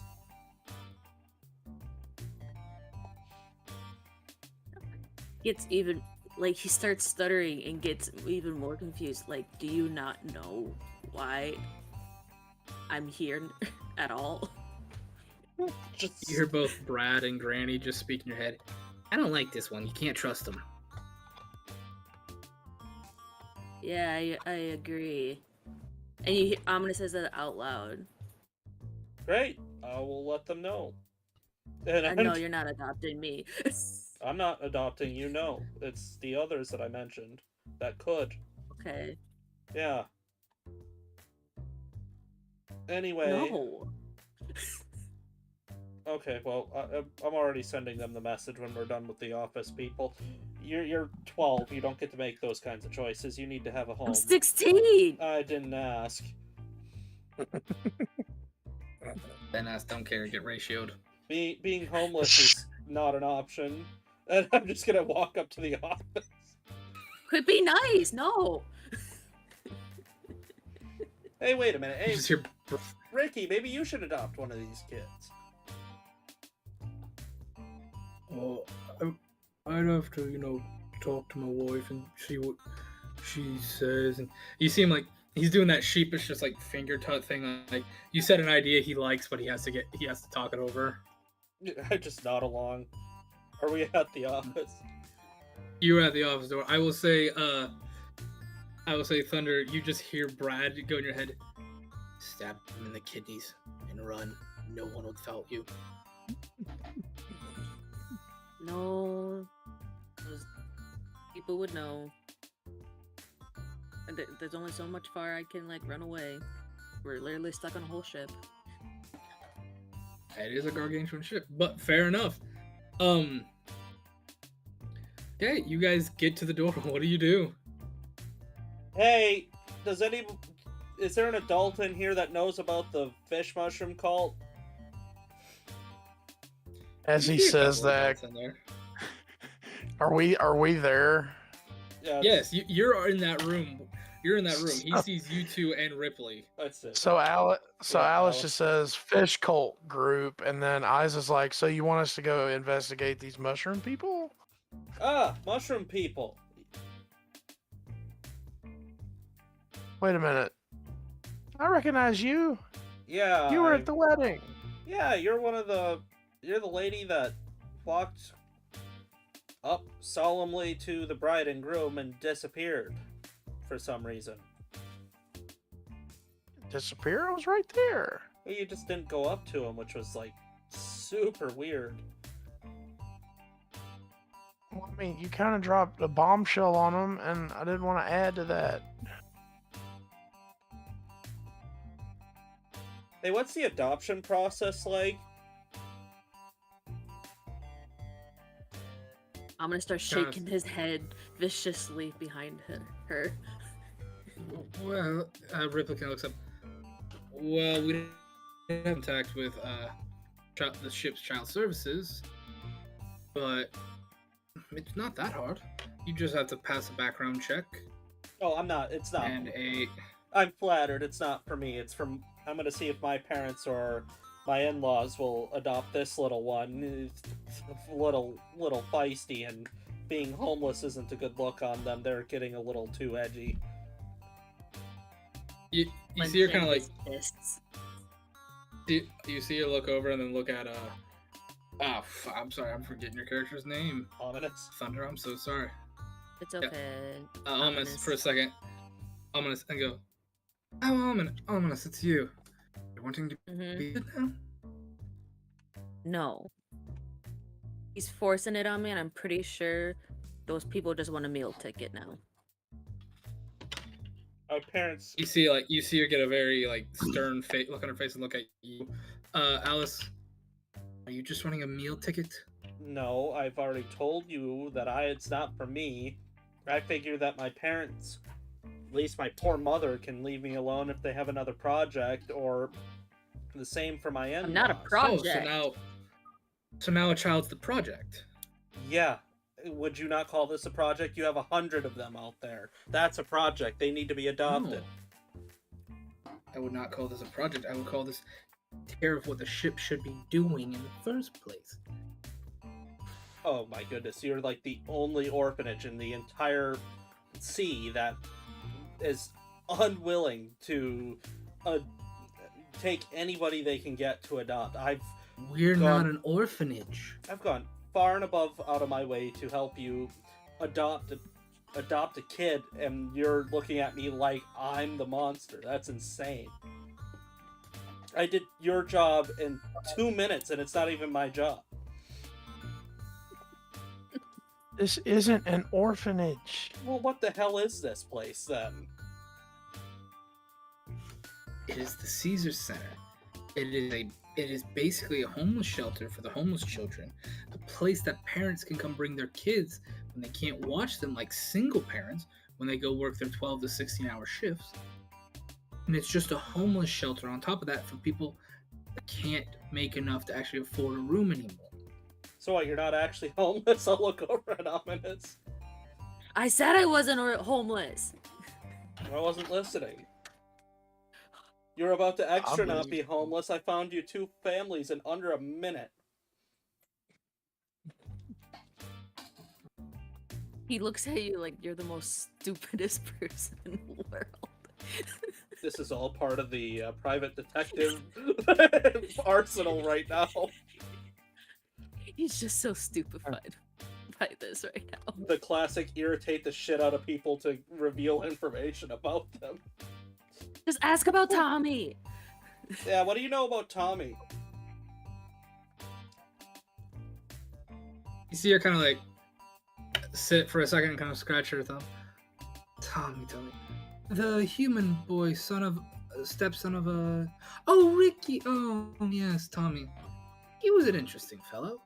Haven't seen him in a little while. He stopped coming. Yeah, he's with the mushroom fish people. Oh, that is not good. His dad's got me on the case. I can see, he's right there. That's why I said, Ripley, you want me to look into this? I mean, I owe you so much. At least I could help with this.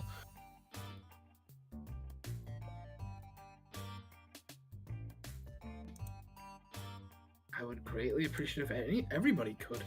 The guards aren't doing their job. They can't. They're overwhelmed with work right now.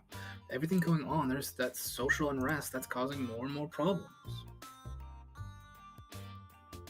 Hey, that one guard who obviously screwed something up at the wedding's probably free. We could get him.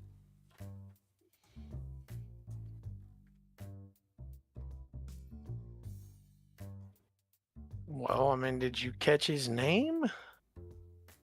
I called him useless, so that's what we're working with right now. And as you say that, coming to the Caesar Center, being given a job. Quicksilver, you have been given a simple job, more of like a we don't have anything else to do and we're not going to put you on the main work job. You've been told to investigate some of the missing children reports right now that have now slowly piled up your district boss's desk, and he's like, I'm just giving it to you, take care of it. And you're heading to the Caesar Center just to get some information. Awesome. And as you head in, you see all the people from that wedding inside the caretaker's office. Oh my goodness, did I summon him? No, you did not summon me.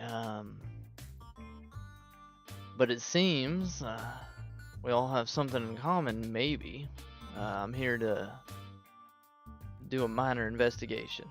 I hear there's some children that keep going missing. Yeah, specifically a boy named Tommy. Yeah. I take it there's not much info in here regarding like cause and whatnot. You can ask the father.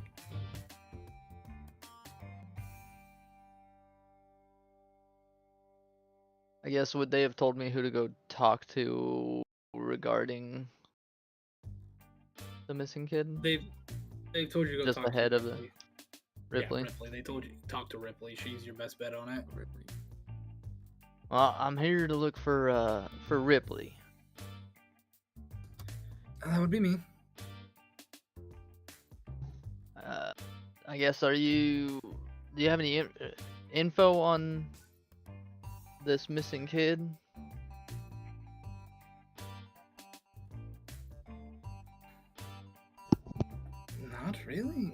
He has not come here in quite a bit of time.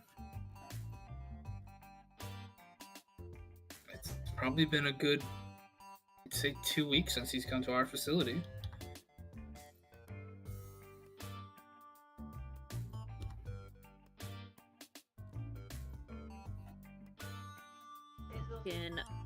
Well, Oh, never mind.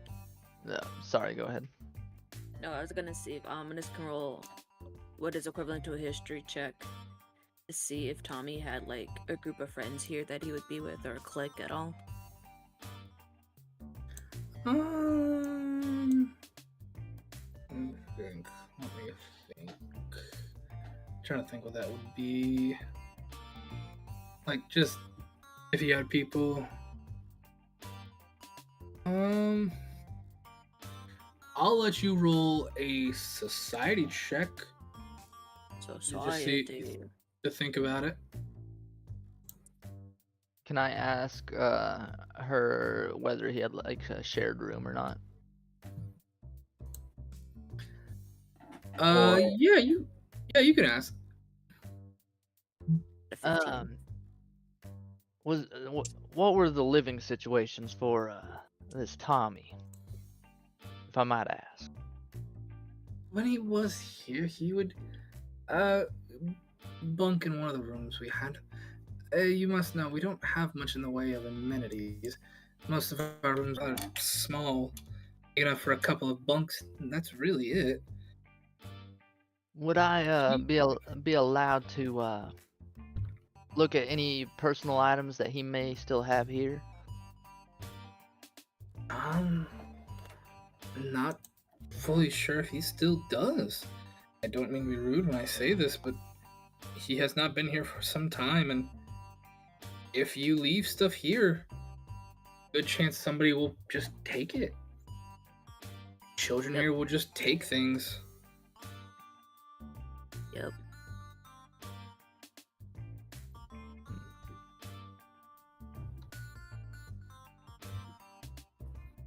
Well, I guess can I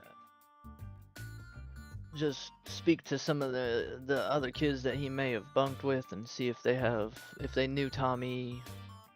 I guess if Tommy had been telling them anything as far as where he's going or what he's doing.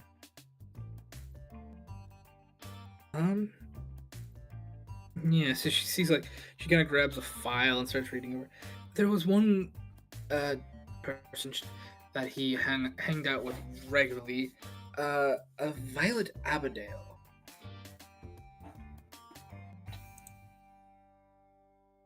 And is this Violet here right now? I believe so. She's a halfling. You see her kind of look out the door just a quick second, kind of look. Yes, that one over there with the pink pigtails.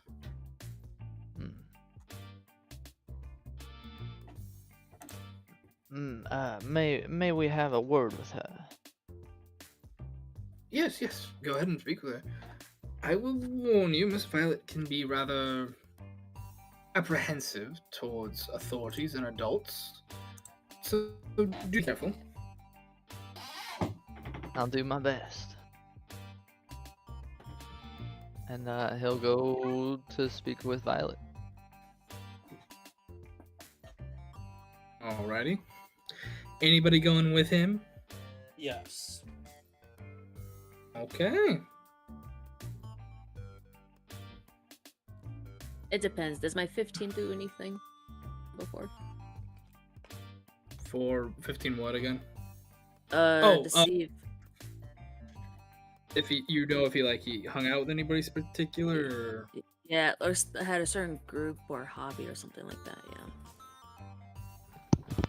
You remember Tommy barely. He was one of those kids that basically told you don't hang around this one. He had nothing on him, but they just told you don't hang around him, and you always got a weird vibe from them. He hanged around with this how do I want to describe it? This completely robed individual. They were somebody from some, as they explained, a freak accident or something, you would know that the not so much politically correct term, but like the common term for this person, like after what happened to him, they call them flesh warps. It was a younger gentleman, almost at this point you'd say probably 20 or 21. His body had been affected by some magical accident that had like completely warped his entire body, and this dude, would partake of certain hallucinogenics and opioids to numb the pain and disassociate. And at some point Tommy started hanging out with him and started partaking with him.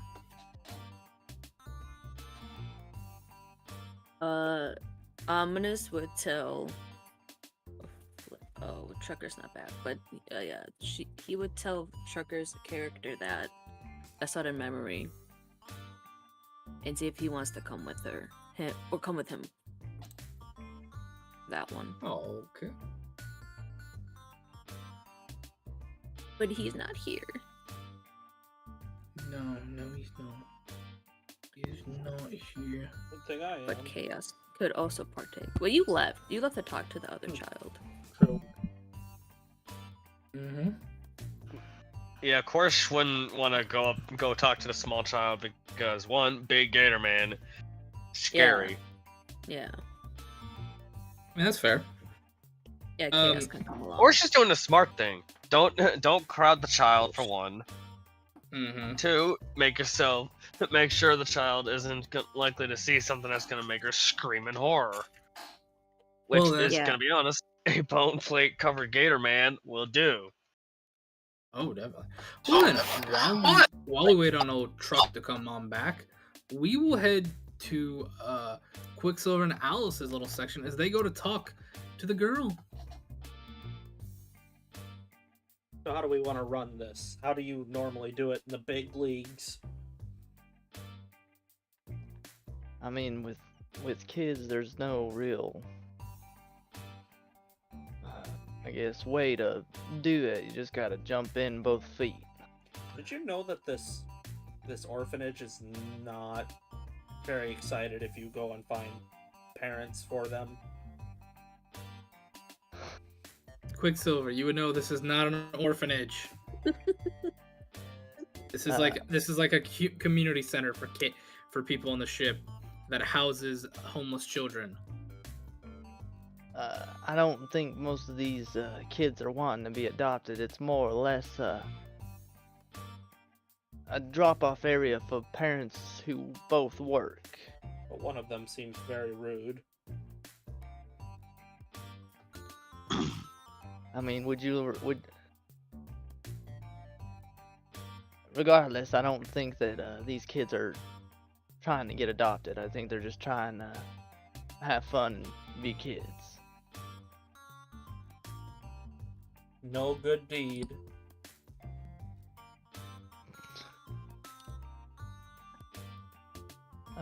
So as we're going up to Violet, what is she doing? Violet is currently like sitting. She's got her headphones in. She's sitting. You can see her kicking her feet, listening to something. Both headphones on, or like one ear? Yeah. Okay. One ear in, one ear out. That kind of listening. Facing us or facing away? She's a halfling. She's facing away from you. Okay.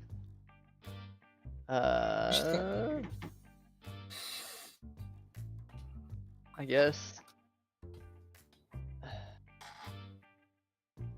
I'm just gonna lightly tap her on the shoulder, kind of get her attention. Don't touch me, Creepazoid. Ugh. Well, that's a positive way to start this, but how are you at, Violet? I was great until some weird old man came and touched me. Thank you for that. Perhaps I should take over, Jay. I mean, if you want to, we're just looking for Tommy and just wanted to see if he had told you anything, Violet. I don't know, no, Tommy. Oh, really? Because I bet you do. Really? I'll bet 1 gold that you do. Roll. I'm about to say roll diplomacy. I want to say something too, but My rolls have not been going well at all tonight. That is a nat 1. There is no gold. So, this is a great time to introduce something of fun, folks. 2 things.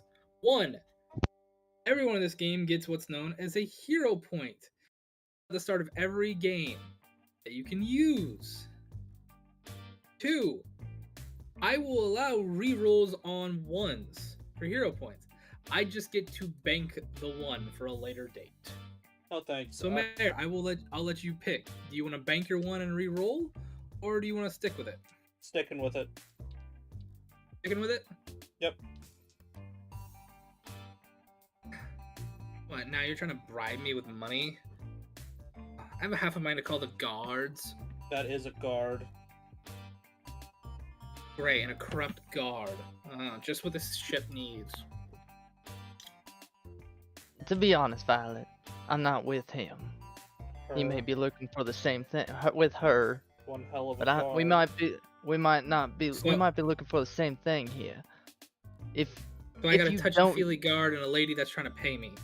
Okay. This is weird. If you don't know this Tommy, then you must not care that he might be in danger. Go ahead and roll me a diplomacy check. Diplomacy. That's 11. Like I said, I don't know no Tommy. That's fine. Well, he'll die. If you can think anything, if you think about anything that you might know about Tommy and his potential whereabouts, you can always contact myself, and I would give her like a business card or like my wife's, being able to call my wife. Mm-hmm. This here's my wife's number. She works in the office, and if you can think about anything, Ashley would love to talk to you. She kind of... Sorry. I thought that was a dog at first. Nope. You know, that is a good concept. The baby talk gives you a +10. I'm kidding. I'm gonna look at. Sorry. She just gives you that look. You know, she just kind of gives you that look of like, the creepazoid's giving me something. But she'll take the card and just kind of look at it. But future reference, if you have friends, try and keep them close. Why don't you, for future reference, you not touch little girls? I mean, would you rather me just, rip your headphones off? I mean, I'm sure the song you were listening to was pretty awesome. I had an ear out. You could have just said, "Hey, Violet." Well, sometimes people like listening to loud music. Whatever. She do that thing like she blows the hair out of her head and just turns around. Your wife works in the office too? She does. She kind of helped me get my position as a way of speaking. Actually, I have no idea if this is the same office.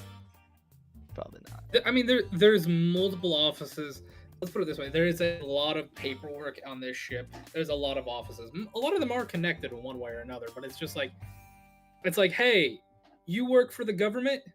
Yeah, you work for the government too? Cool. This person works in vehicle maintenance, like the vehicle registration and stuff. This person works over in waste management. They work for the government, but completely different departments. Makes sense. As you two are talking to her, Korsh, Omus, and Mama Isa, are you following Omnis to go find this flesh-warped individual? Sure. Might as well. Alrighty. Almost, I'm gonna have you roll me a survival check to just try to find this person. I'm gonna give you a +3 to this because with your background, you're not a stranger to some of these more druggy types, and you might know where a den is on the 6th district. Amazing. That's an 18 then.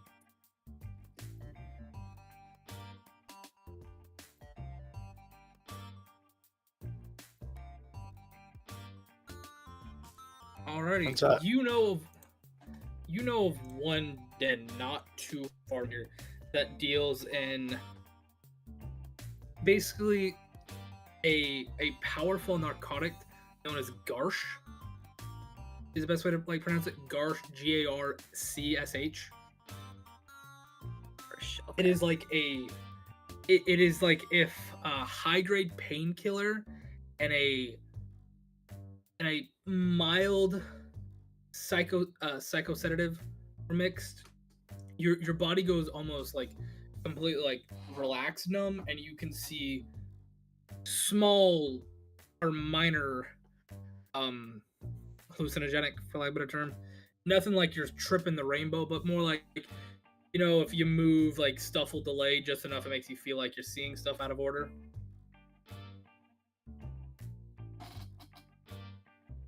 And as Okay. oh, go ahead. No, I'm gonna just look shifty eyes at the adults. See if they're okay with him accidentally getting high. A little bit.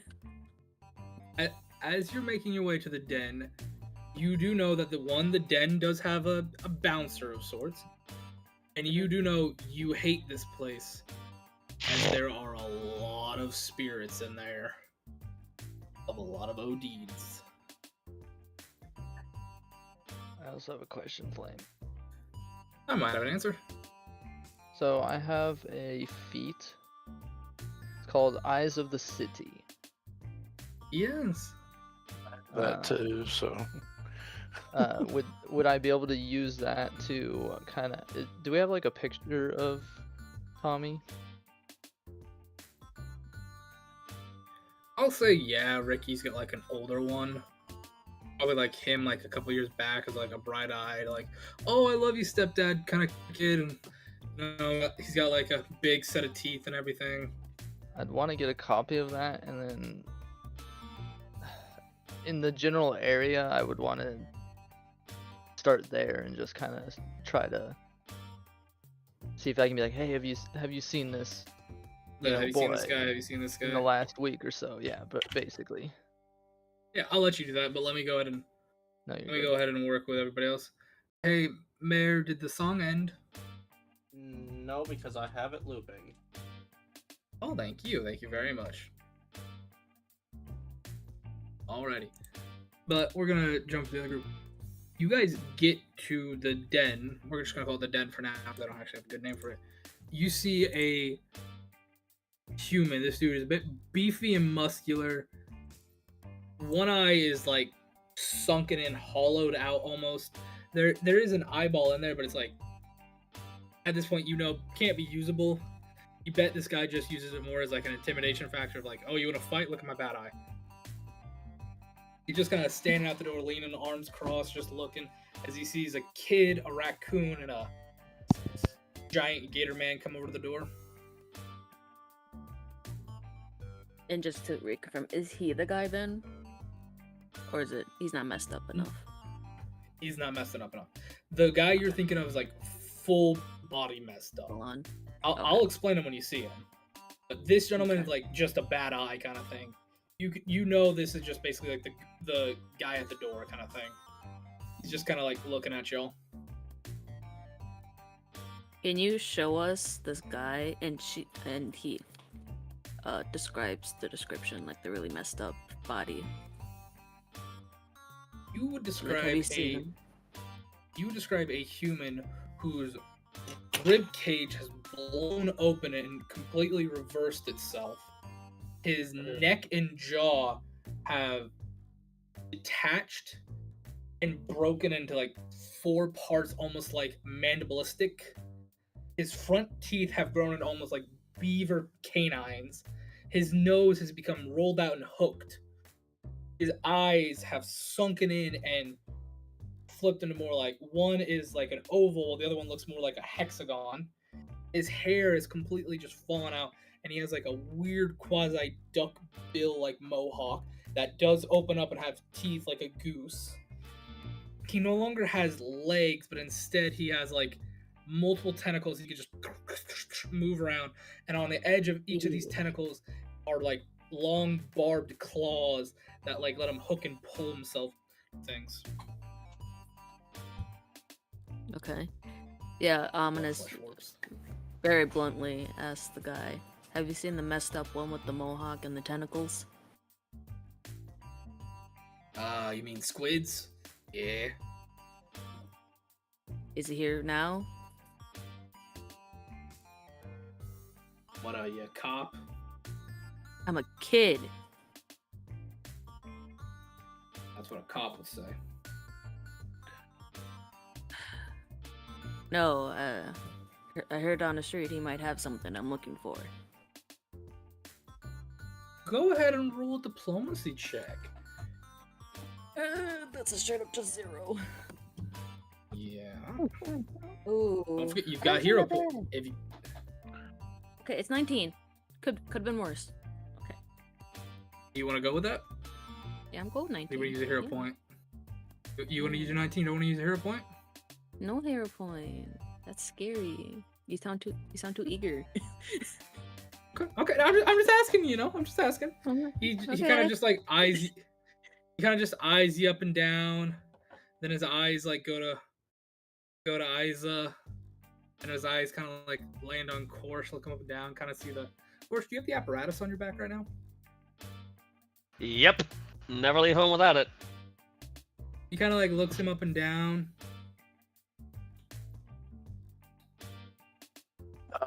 If his eyes start if he keeps eyeballing, of course, is just gonna roll his head to the left, crack, roll to the right, crack.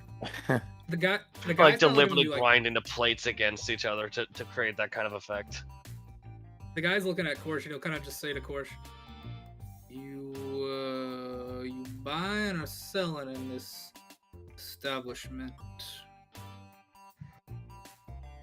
All the things I make are for strictly my personal use. Well, I just prefer to make it on the go, you see. As he like reaches back and pats the device, careful not to activate any of the, careful not to turn it on and start spinning up.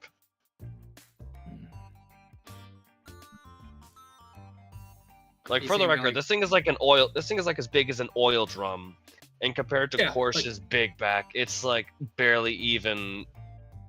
Like, it takes some effort for him to reach back and like pat the side of it. Yeah, I figure that's why I kind of like that's why I'm like saying he can see it. He's kind of like, I think like he runs his tongue across his teeth.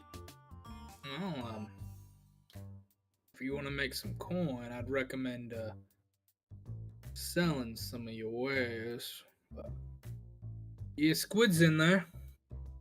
You got the entrance fee? You cut off a little bit. Do you got the what? Entrance fee. Entrance fee. Oh, this place has a door charge. Ominous looks at Mama.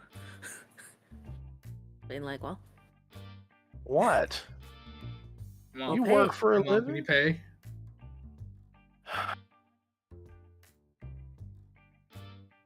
I mean, I assume I can. I don't know how extortionary this turns out to be.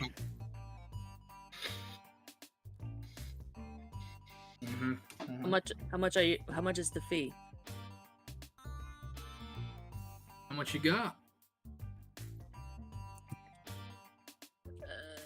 Look, man, I might have been born in the dark hours of the ship, but I wasn't born in last night's dark hours of the ship.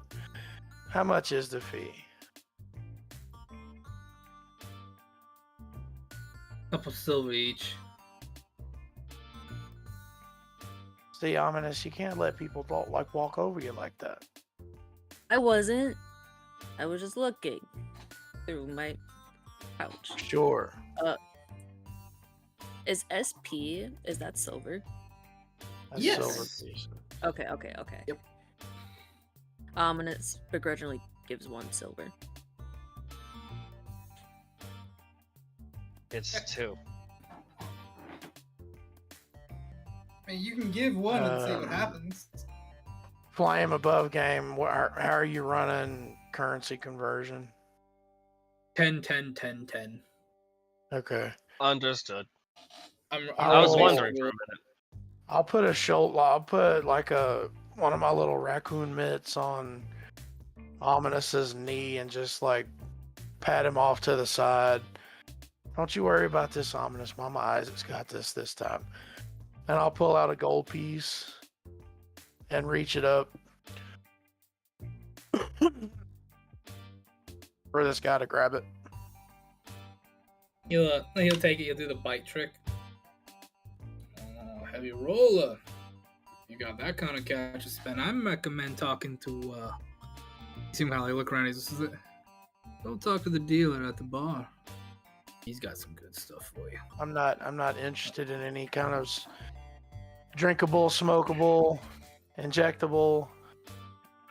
I'm trying to set a good example for my son and this, this kid that I'm starting to get, like the mama urges to protect.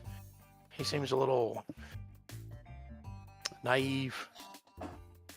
I'm gonna freeze his up. As she says that, of course, she's just spinning one of the little few bombs he has on one of his fingers, like a basketball. He's just looking at you now, like, y'all weird, but whatever. Where is my change?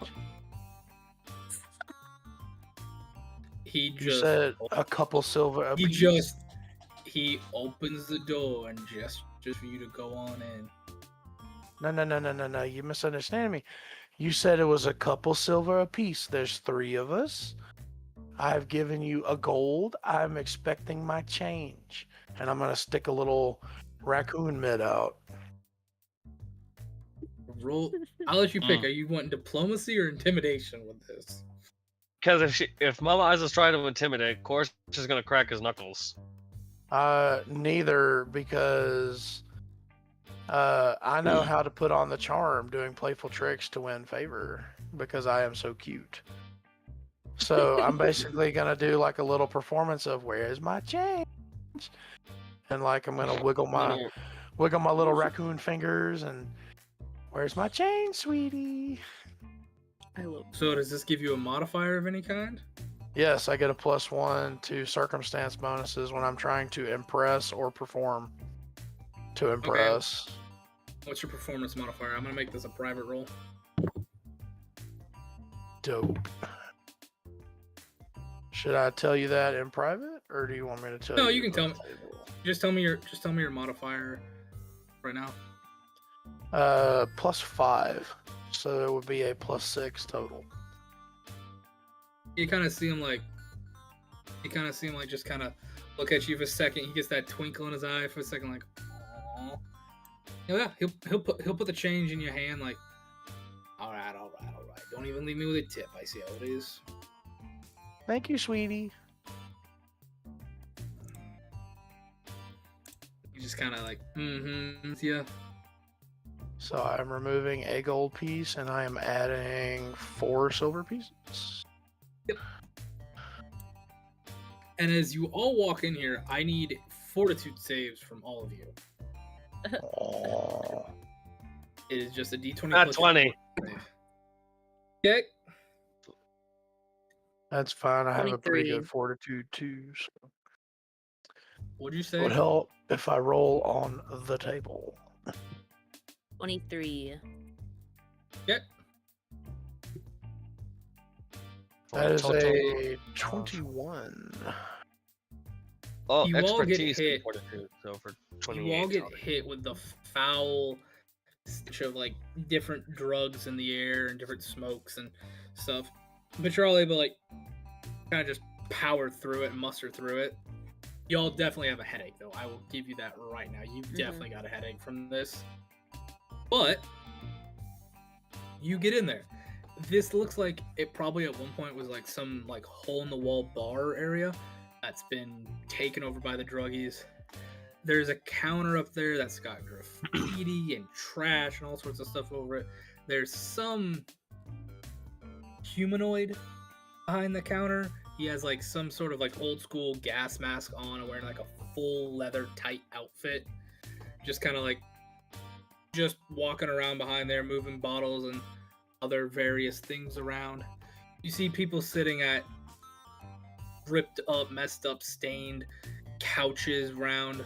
You see humanoids of different races partaking and imbibing, laughing, enjoying what they're doing. You see a couple like definitely passed out, even maybe OD'd in the corner. You can't really tell. But you also see who you came to talk to, we'll call him Mr. Squids, with how ugly he's looking. And he currently does have some woman sitting on his lap for better team as they're passing back and forth. It looks like a hookah of some kind.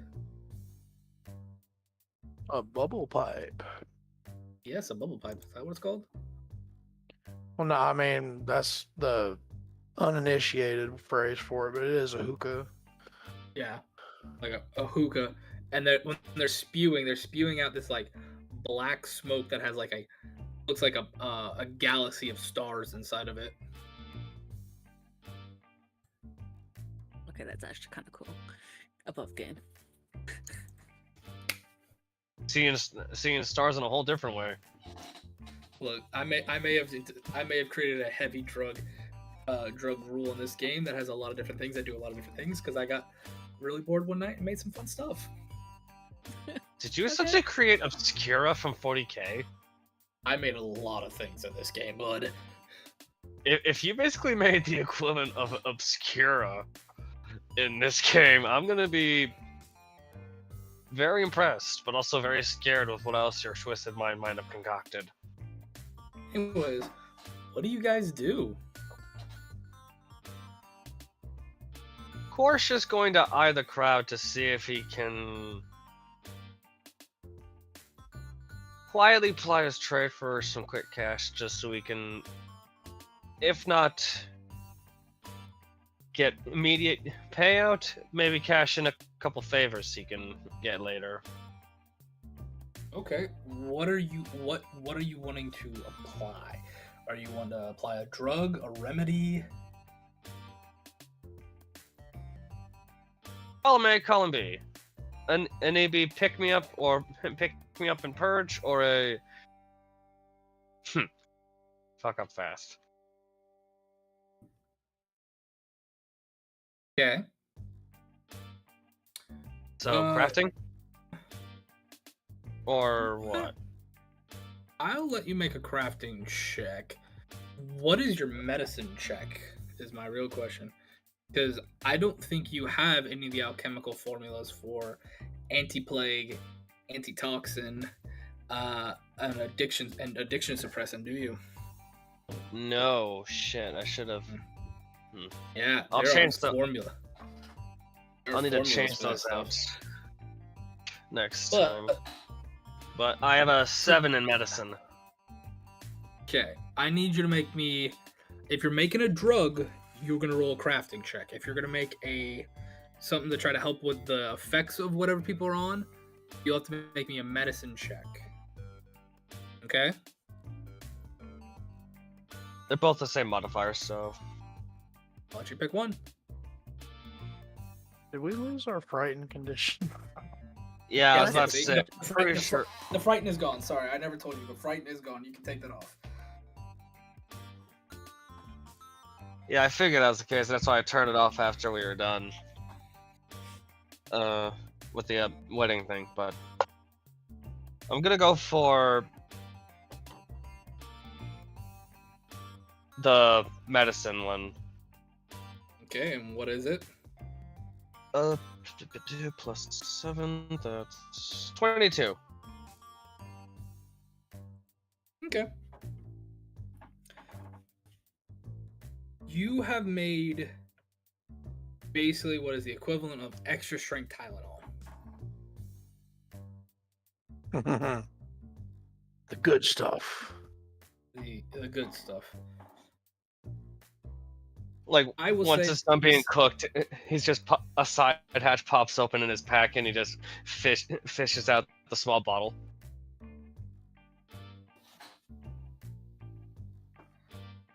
I will say, hold on to that for now. You all approach squids. Ominous would, yeah. Okay. I'm following ominous, so sure. As you get close, you can hear him laughing. I mean, never mind. you know. It's good. It's good. It's really good. It's just. Yeah. What's good? This stuff's good, kid. It's really good. You talking about the mushrooms? Mushrooms? What? No. I don't touch that stuff. That's no. Really? Because Tommy told me otherwise, and I haven't seen him around. Tommy, that fucker, that bastard, taking our shit and going in the fucking cold fuckers for some mushroom. Man, the galaxy's always better.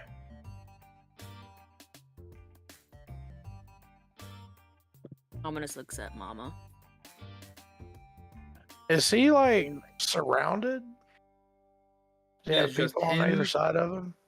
It is him and then like a human woman just sitting next to him as she's vibing with him. She's kind of seeing stars, for lack of a better term. So she's not really paying attention. No, she's kind of out of it.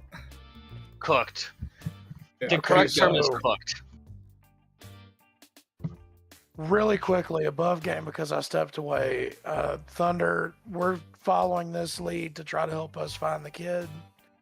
Yeah, this guy's the last, I think, to see Tommy, and Okay. and he dabbles in like the drugs and stuff. And I'm like, oh, the cult did drugs and stuff. So I'm like, this is probably the best lead. Flame, I'm going to very cute, very, non-threateningly, like, hop up and sit next to him. Hi. What the fuck do you want? Well, we're trying to find this kid. I'm trying to help that kid find that kid so we can make that. Wait. I'm trying to help that kid, and then I point at Ominous. Find another kid, and then I'm going to mention Tommy. So Tommy's dad can stop being all sad that he's missing. Right? Stepson, I believe the situation is. Mom, you forgot to mention he was the. Course will Oh. provide the picture for the guy. Son is a son. Daughter's a daughter. Son's a son. So we're just trying to locate the kid. You wouldn't happen to know where he is, would you?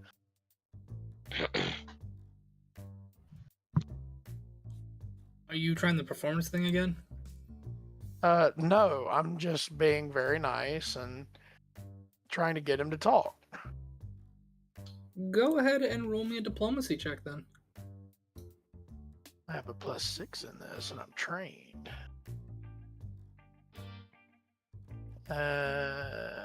12.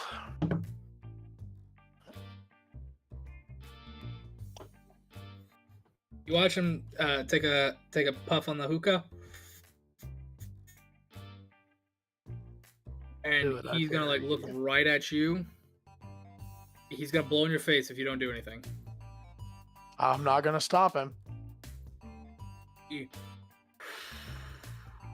Your face, and I need that fort save from you. You're taking a face full of that shit. Yeah, because now that I don't have a frightened condition, my fortitude's actually a little better. Oh, sweet. 24. Alrighty. Congratulations, you succeed. So you're not taking too hard of an effect from this one. You have the stupefied condition for 1 round. Now, because we're out of combat, I'm just gonna have it where like this hits you for a second, and you're just you're a little spacey. You'll be a little spacey for a minute. You're not out of it, but you're just like a thing when like That was a heavy was smoke hits you, and you're just trying to rude. figure it out. That was rude. Should I respond rude with rude? You really don't want me to get my son over there involved, and I'm gonna like very gesticulatingly like motion at Korsh, specifically trying to get him to look at Korsh. Piss off. Does he He'll look at Korsh? He looks at Korsh. Okay. He's not scared. When he looks away at Korsh, quick as lightning, I'm going to reach into my coverall, and I'm going to produce my clan pistol, and I'm going to Inglorious Bastards just plant that pistol right in his junk. But I'm going to make it look like I'm just, touching his leg or something. Ooh, I am okay. intimidating. Okay. Doing I am hand, now basically intimidating. doing hand on thigh gun and junk. I am now intimidating. And the moment he looks at Korsh, he sees his eyes just thin to slits. Like I said, he is not afraid of you, Korsh. Now- Isaac, Yeah. go ahead. Go ahead and roll me just a. I'm gonna have you go ahead and roll me 2 things. 1, roll me a medicine, and 2, roll me an intimidation.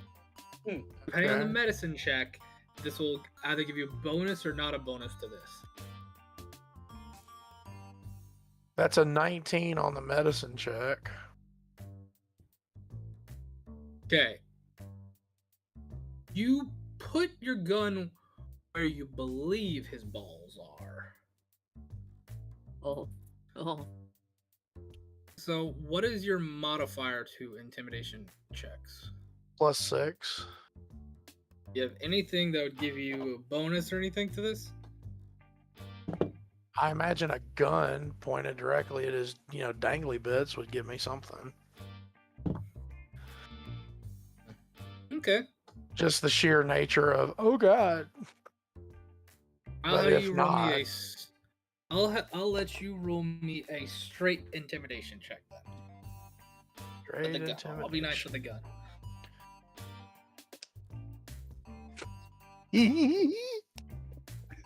God, I love you. Mwah. That is a nat 20 for a total of a nat 26. Beautiful. So, first things first, his balls aren't in the normal spot anymore, but you are still able to just jam it in a general area, and he's too high to think rationally. He's like, shit, it's my balls. He now thinks he has a gun pointed at his balls, even though you can all see his balls are hanging from his chin. Yeah, well, I don't want to be flashing a gun inside this place. I don't think that would be wise. So I'm kind of under the tabling it just a little bit. Yeah, I get you there.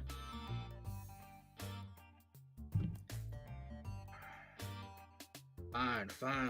What do you want? You were the last person to see Tommy. That was like a week ago. 2 weeks ago, actually. How fucking long have I been here? You really need to reevaluate your life choices. I'm a fucking flesh freak. Who's gonna hire me? Well, with that mentality, nobody. All you got to do is, Look, rebrand yourself. Look at my hands. I look like a sea anemone. And his hands look like I can't think of the name of the creature. But it looks like that like starfish sea anemone with like long tendrils that have like the weird flaky things on the edge of it that like grab particles and throw it in its mouth. His hands all look like that. The invasive species. Yes, I can't think of the name of it though. Look, there's work that you could be good at with something like that. Like what? Sorting and the recycling. Pays good. It does. She doesn't lie. How do you think I got infected in the first place? Oh, Mm, it's all right. I work down there. You just have to make sure you clean up. Clean up after yourself. You'll be okay. Tell you what, though. You finish helping us out, and I'll put in a good word. How's that sound?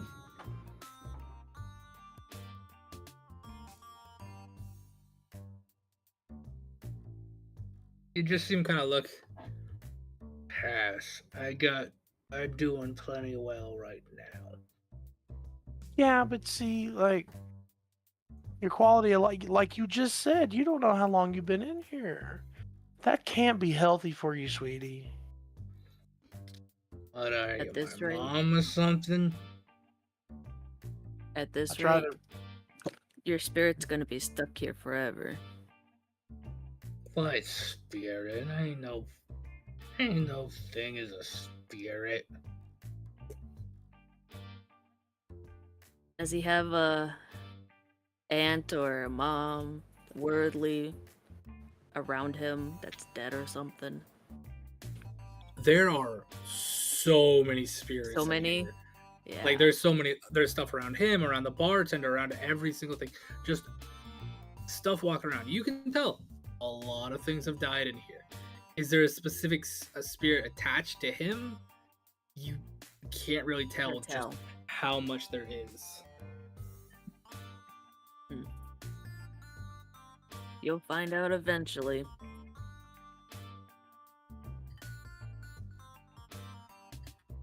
I'm just trying to help you out, sweetie. I don't like seeing people do this to themselves.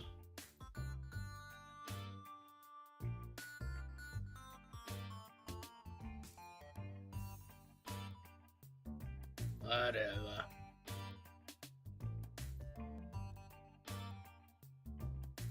Okay, then What do you let's want? put it this way. I'm trying to help somebody else, and wouldn't you feel better if you help somebody else not fall down the hole that you've fallen down? Hmm? No. Why not? Why should I? There's a reward for it. And now you're talking. What's your reward? Money. How much are we talking? Good enough to have a good supply for a bit. Alright, shit. What do you want to know? Where Tommy said he was going last. An old warehouse. A little warehouse jocks. Just outside the 6th district a little bit. There's a big sign on it that says vacancy. They marked up their symbols around the door so they know where to go. I think they called it like Herman's Warehouse or something to a plaque. There we go. I'll make sure you'll get that reward. Ah, shit, yeah, nice. Now, how hard was that? You weren't paying me. Well, see, like, you shouldn't have to get paid to help people. That should be like your immediate response. No, Helping people Mama. makes people feel good. no. Mama, he only speaks one language. Well, you know, I have a language that I speak too. And I'm going to twist the gun just a little bit. And that rule that I live by is, you know, you don't involve kids in stuff like this. Are you gonna help us try to keep kids from coming in here? Hmm? Sure, whatever you say. Now you know I'll know.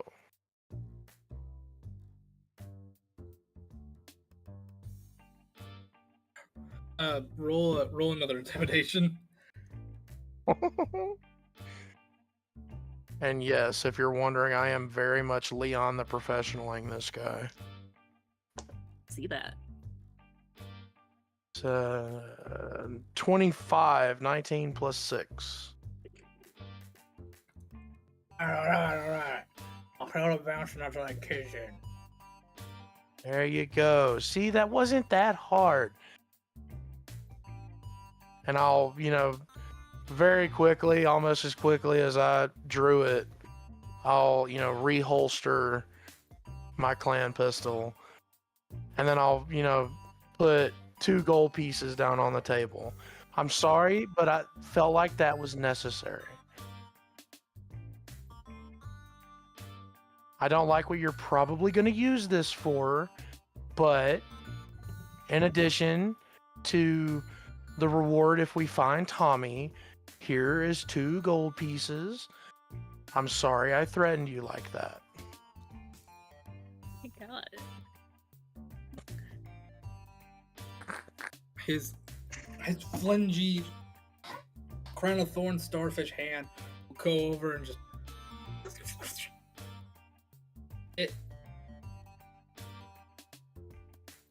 And I'm serious, sweetie. There are tons of jobs for everyone on this ship. Just because life has dealt you kind of a bad hand doesn't mean you have to, overturn the game board. Reevaluate. Reposition. Ominous is gonna start grabbing Mama Irish. And being like, Isa, being like, he's getting the message. He's good. We should go to that warehouse.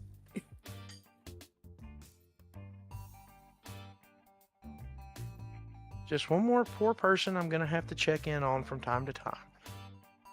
Can't save everyone, but okay. Just imagine like we're gonna be like sessions in. You're gonna be like, hey Flame, I want to go check on squids. Like squids. Yeah. I'm like, who's squids? Like, I remember this guy. I'm like, oh yeah, he OD'd. I told him he needed to change his life, or else bad things were gonna happen. He just didn't listen to motherly advice. You're like that tried. overly nice foster parent. It's giving that vibe. It is on purpose. I hope you know that. I know. I love it. I'm vibing with it. You kind of have to have a firm hand when you raise a gatorkin when you're a 3 foot tall raccoon woman. Yeah. Alrighty. As you lot head on out to go find Especially for this a big warehouse beast like me. you do see Quicksilver and Alice. As they're just trying to find anyone that'll give them information. You guys have not had anyone biting, like, do you guys recognize this kid? Yeah. Oh. Are we on name bases now because we haven't really talked to each other like civilized individuals yet? I don't think so. Technically, I don't know any of your names. I know Jay Quicksilver is useless, and I know Ominous. You know what? You cut off. I know Ominous. That's it. I know Ominous, and I know Jay Quicksilver as useless. Speaking of, hey detective. Yeah. You suck at your job. I know where to go. Well, I came and got you, so actually, Yeah, you know where to go? Way ahead. Well, you do, and I got you involved in this, so I'm still up. If I had left you, then maybe I would probably not be up.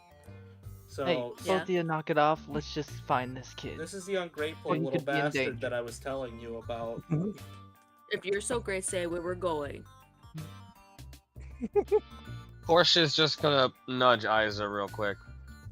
Mom, I don't think we've ever done the formalities yet.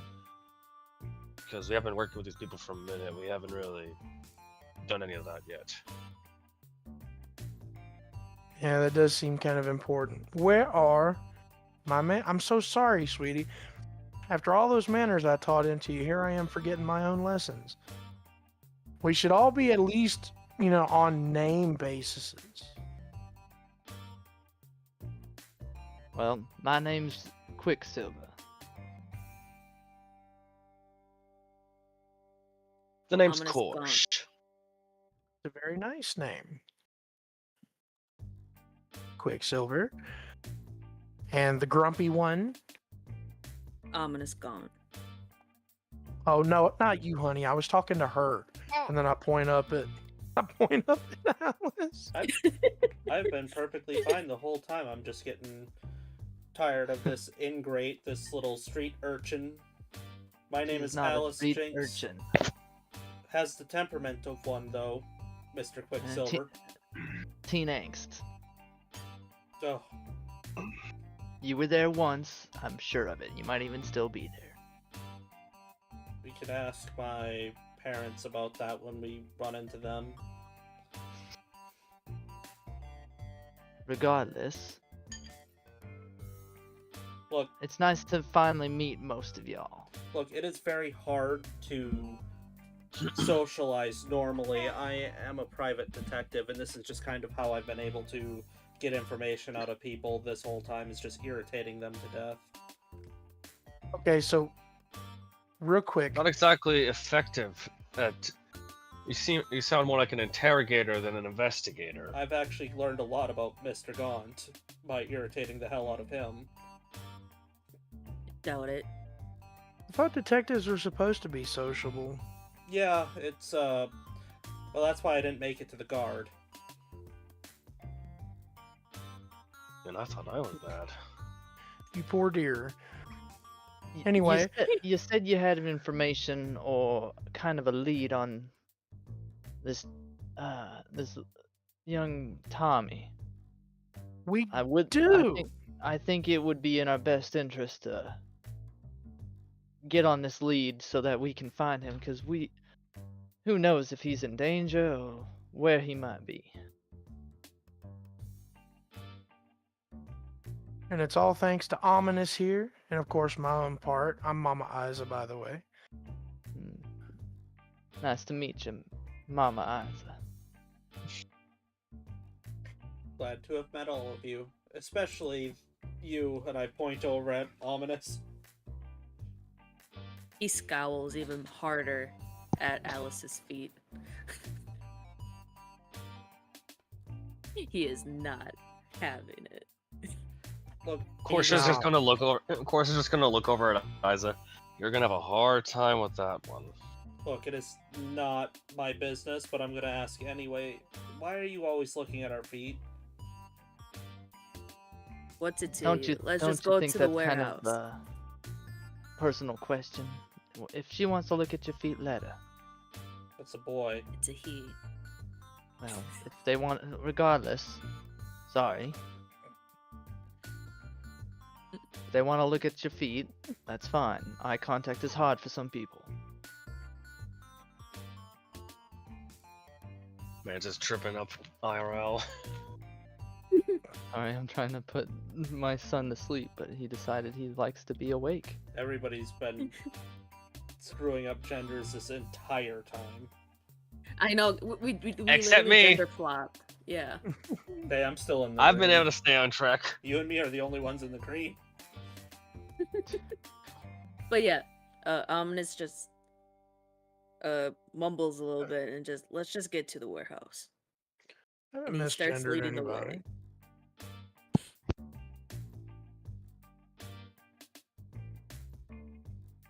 No, you haven't. You've been good. See? I've counted twice. When?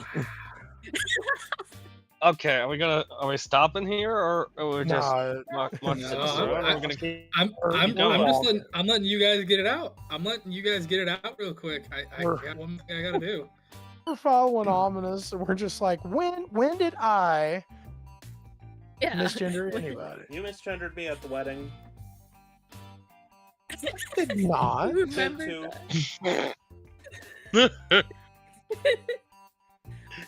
As Course our snorts at that. intrepid whatever we're gonna call them makes their way to the warehouse, we pull back from them as they're walking towards it. As we come over, basically just a TV screen as a little bulletin just flashes across the screen for Leviathan. Ventilation problems seen on ventilations on commune deck in District 6. We'll see how this affects people. Remember, if you need to, keep your breathing apparatus. Because that's where we're ending the session for tonight. Oh, Great, this song is putting me smooth the fuck out. Really? I love it. It's good for just a background jaunt. I know. you got to remember, he doesn't handle repetitive music that well. Yeah, I know. I'm sorry. I forgot about that, Mayor. I'm sorry. it was. This one wasn't irritating. It was just putting me to sleep. I'm like, oh shit. Oh, I'm sorry. I'm sorry, man. I'm sorry.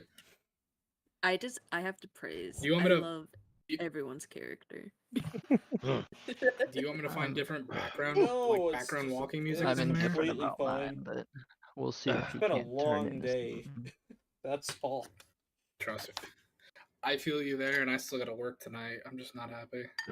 Well, it's the fact it was a long day, and Mayor, you did like really well keeping up that facade. I was like, dang. You actually got me like worked up too. I'm like, this is great. I finally get to do to you what you do to me all of the time. No. How dare you? Like in real life and in game. I was about to say the way you two were going at each other. I'm like, I feel some IRL stuff kind of bleeding in here. No, it's the reverse this time. Usually I'm on the receiving end of the bad times. Hey, Flame, I got a question. Yep. Is it possible for me to swap out chemical formulas without leveling up, or no? It takes time. Okay, I'm willing to take time. I had a question as well because I'm able to do alchemy stuff as well. And in it says you have to do it like during daily preparations. Is that during like rest? Yep. Okay. That'd be like Yep. your morning thing of preparing spell slots and stuff. My If you want to change out what you have, like you get a certain number that you pick from in your character creation. If you want to change those, you have to take some time to change and learn new formulas. we haven't Okay. been able to actually do Alice stuff yet, so I'm just in Columbo mode. I'm gonna irritate you until you give me my answer. Next session, I think you guys are. Hmm. Next session, a couple of you are going to shine more than others because it's next session's gonna be a little more something oriented.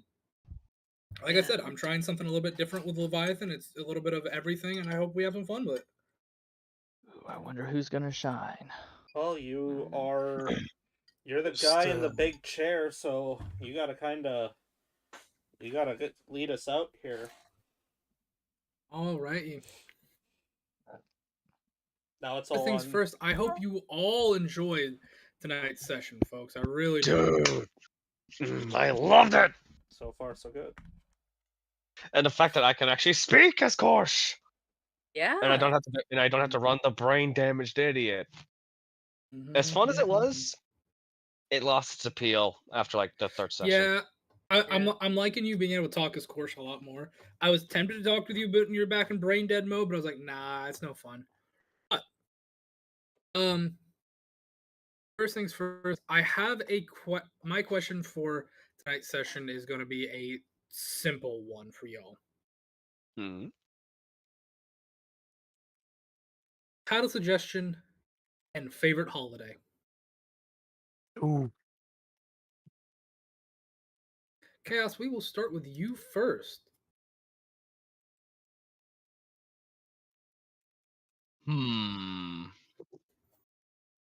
Title suggestion.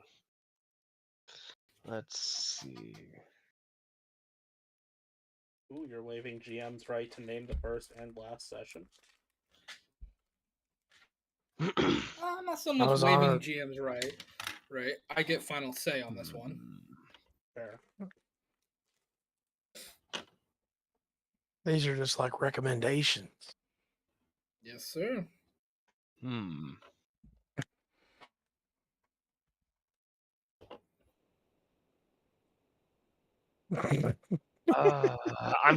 really scratching my head here trying to figure out a fucking title suggestion. Well, can you give me your favorite holiday? St. Patty's Day, of course. That one's a no bloody brainer. Just gotta ask. But for a title suggestion, police are here. Okay. Next up, the father of our group, not metaphorically, the literal father in this group now, Marky Mark. Ooh, there's a few. I guess the main one would be like something to do with I wanted to say like Tommy on the spot or something. Tommy on the spot? Alright. And favorite holiday would have to be Thanksgiving, because food is amazing. I like that. I think Noah agrees too. Stuffing with cranberry sauce is pretty damn nice. Mm-hmm. Drinking is good too. Mayor of SpicyTown.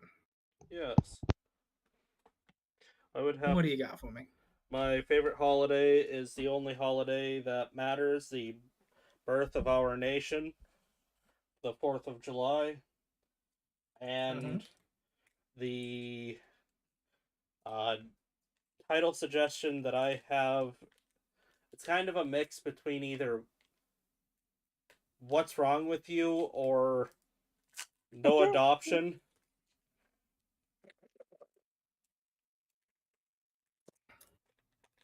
No adoption? Alright, I kind of like that. The Unadoptables. Excuse you.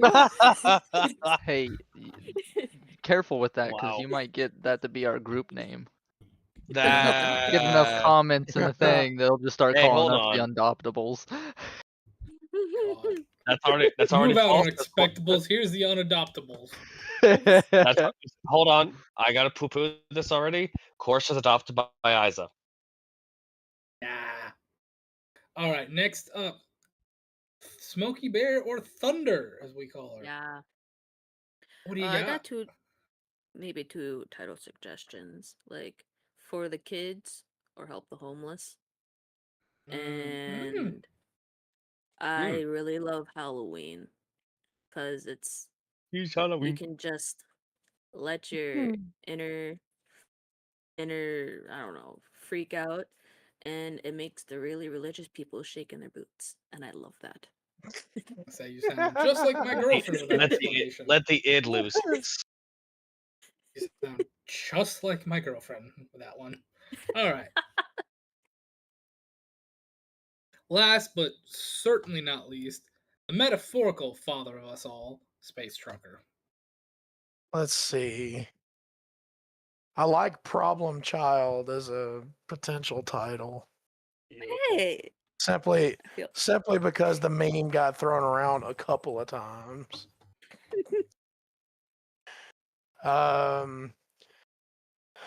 Favorite holiday, Yule or Christmas for the Christians. Yeah. That's also a good one. I like that. That is a good one. I personally think let's go with Problem Child. I like that for a title. Problem Child's good. Can somebody take Yes. that for me? My streak Type it in is chat, yeah. my streak is solid because I think I got to name the first episode.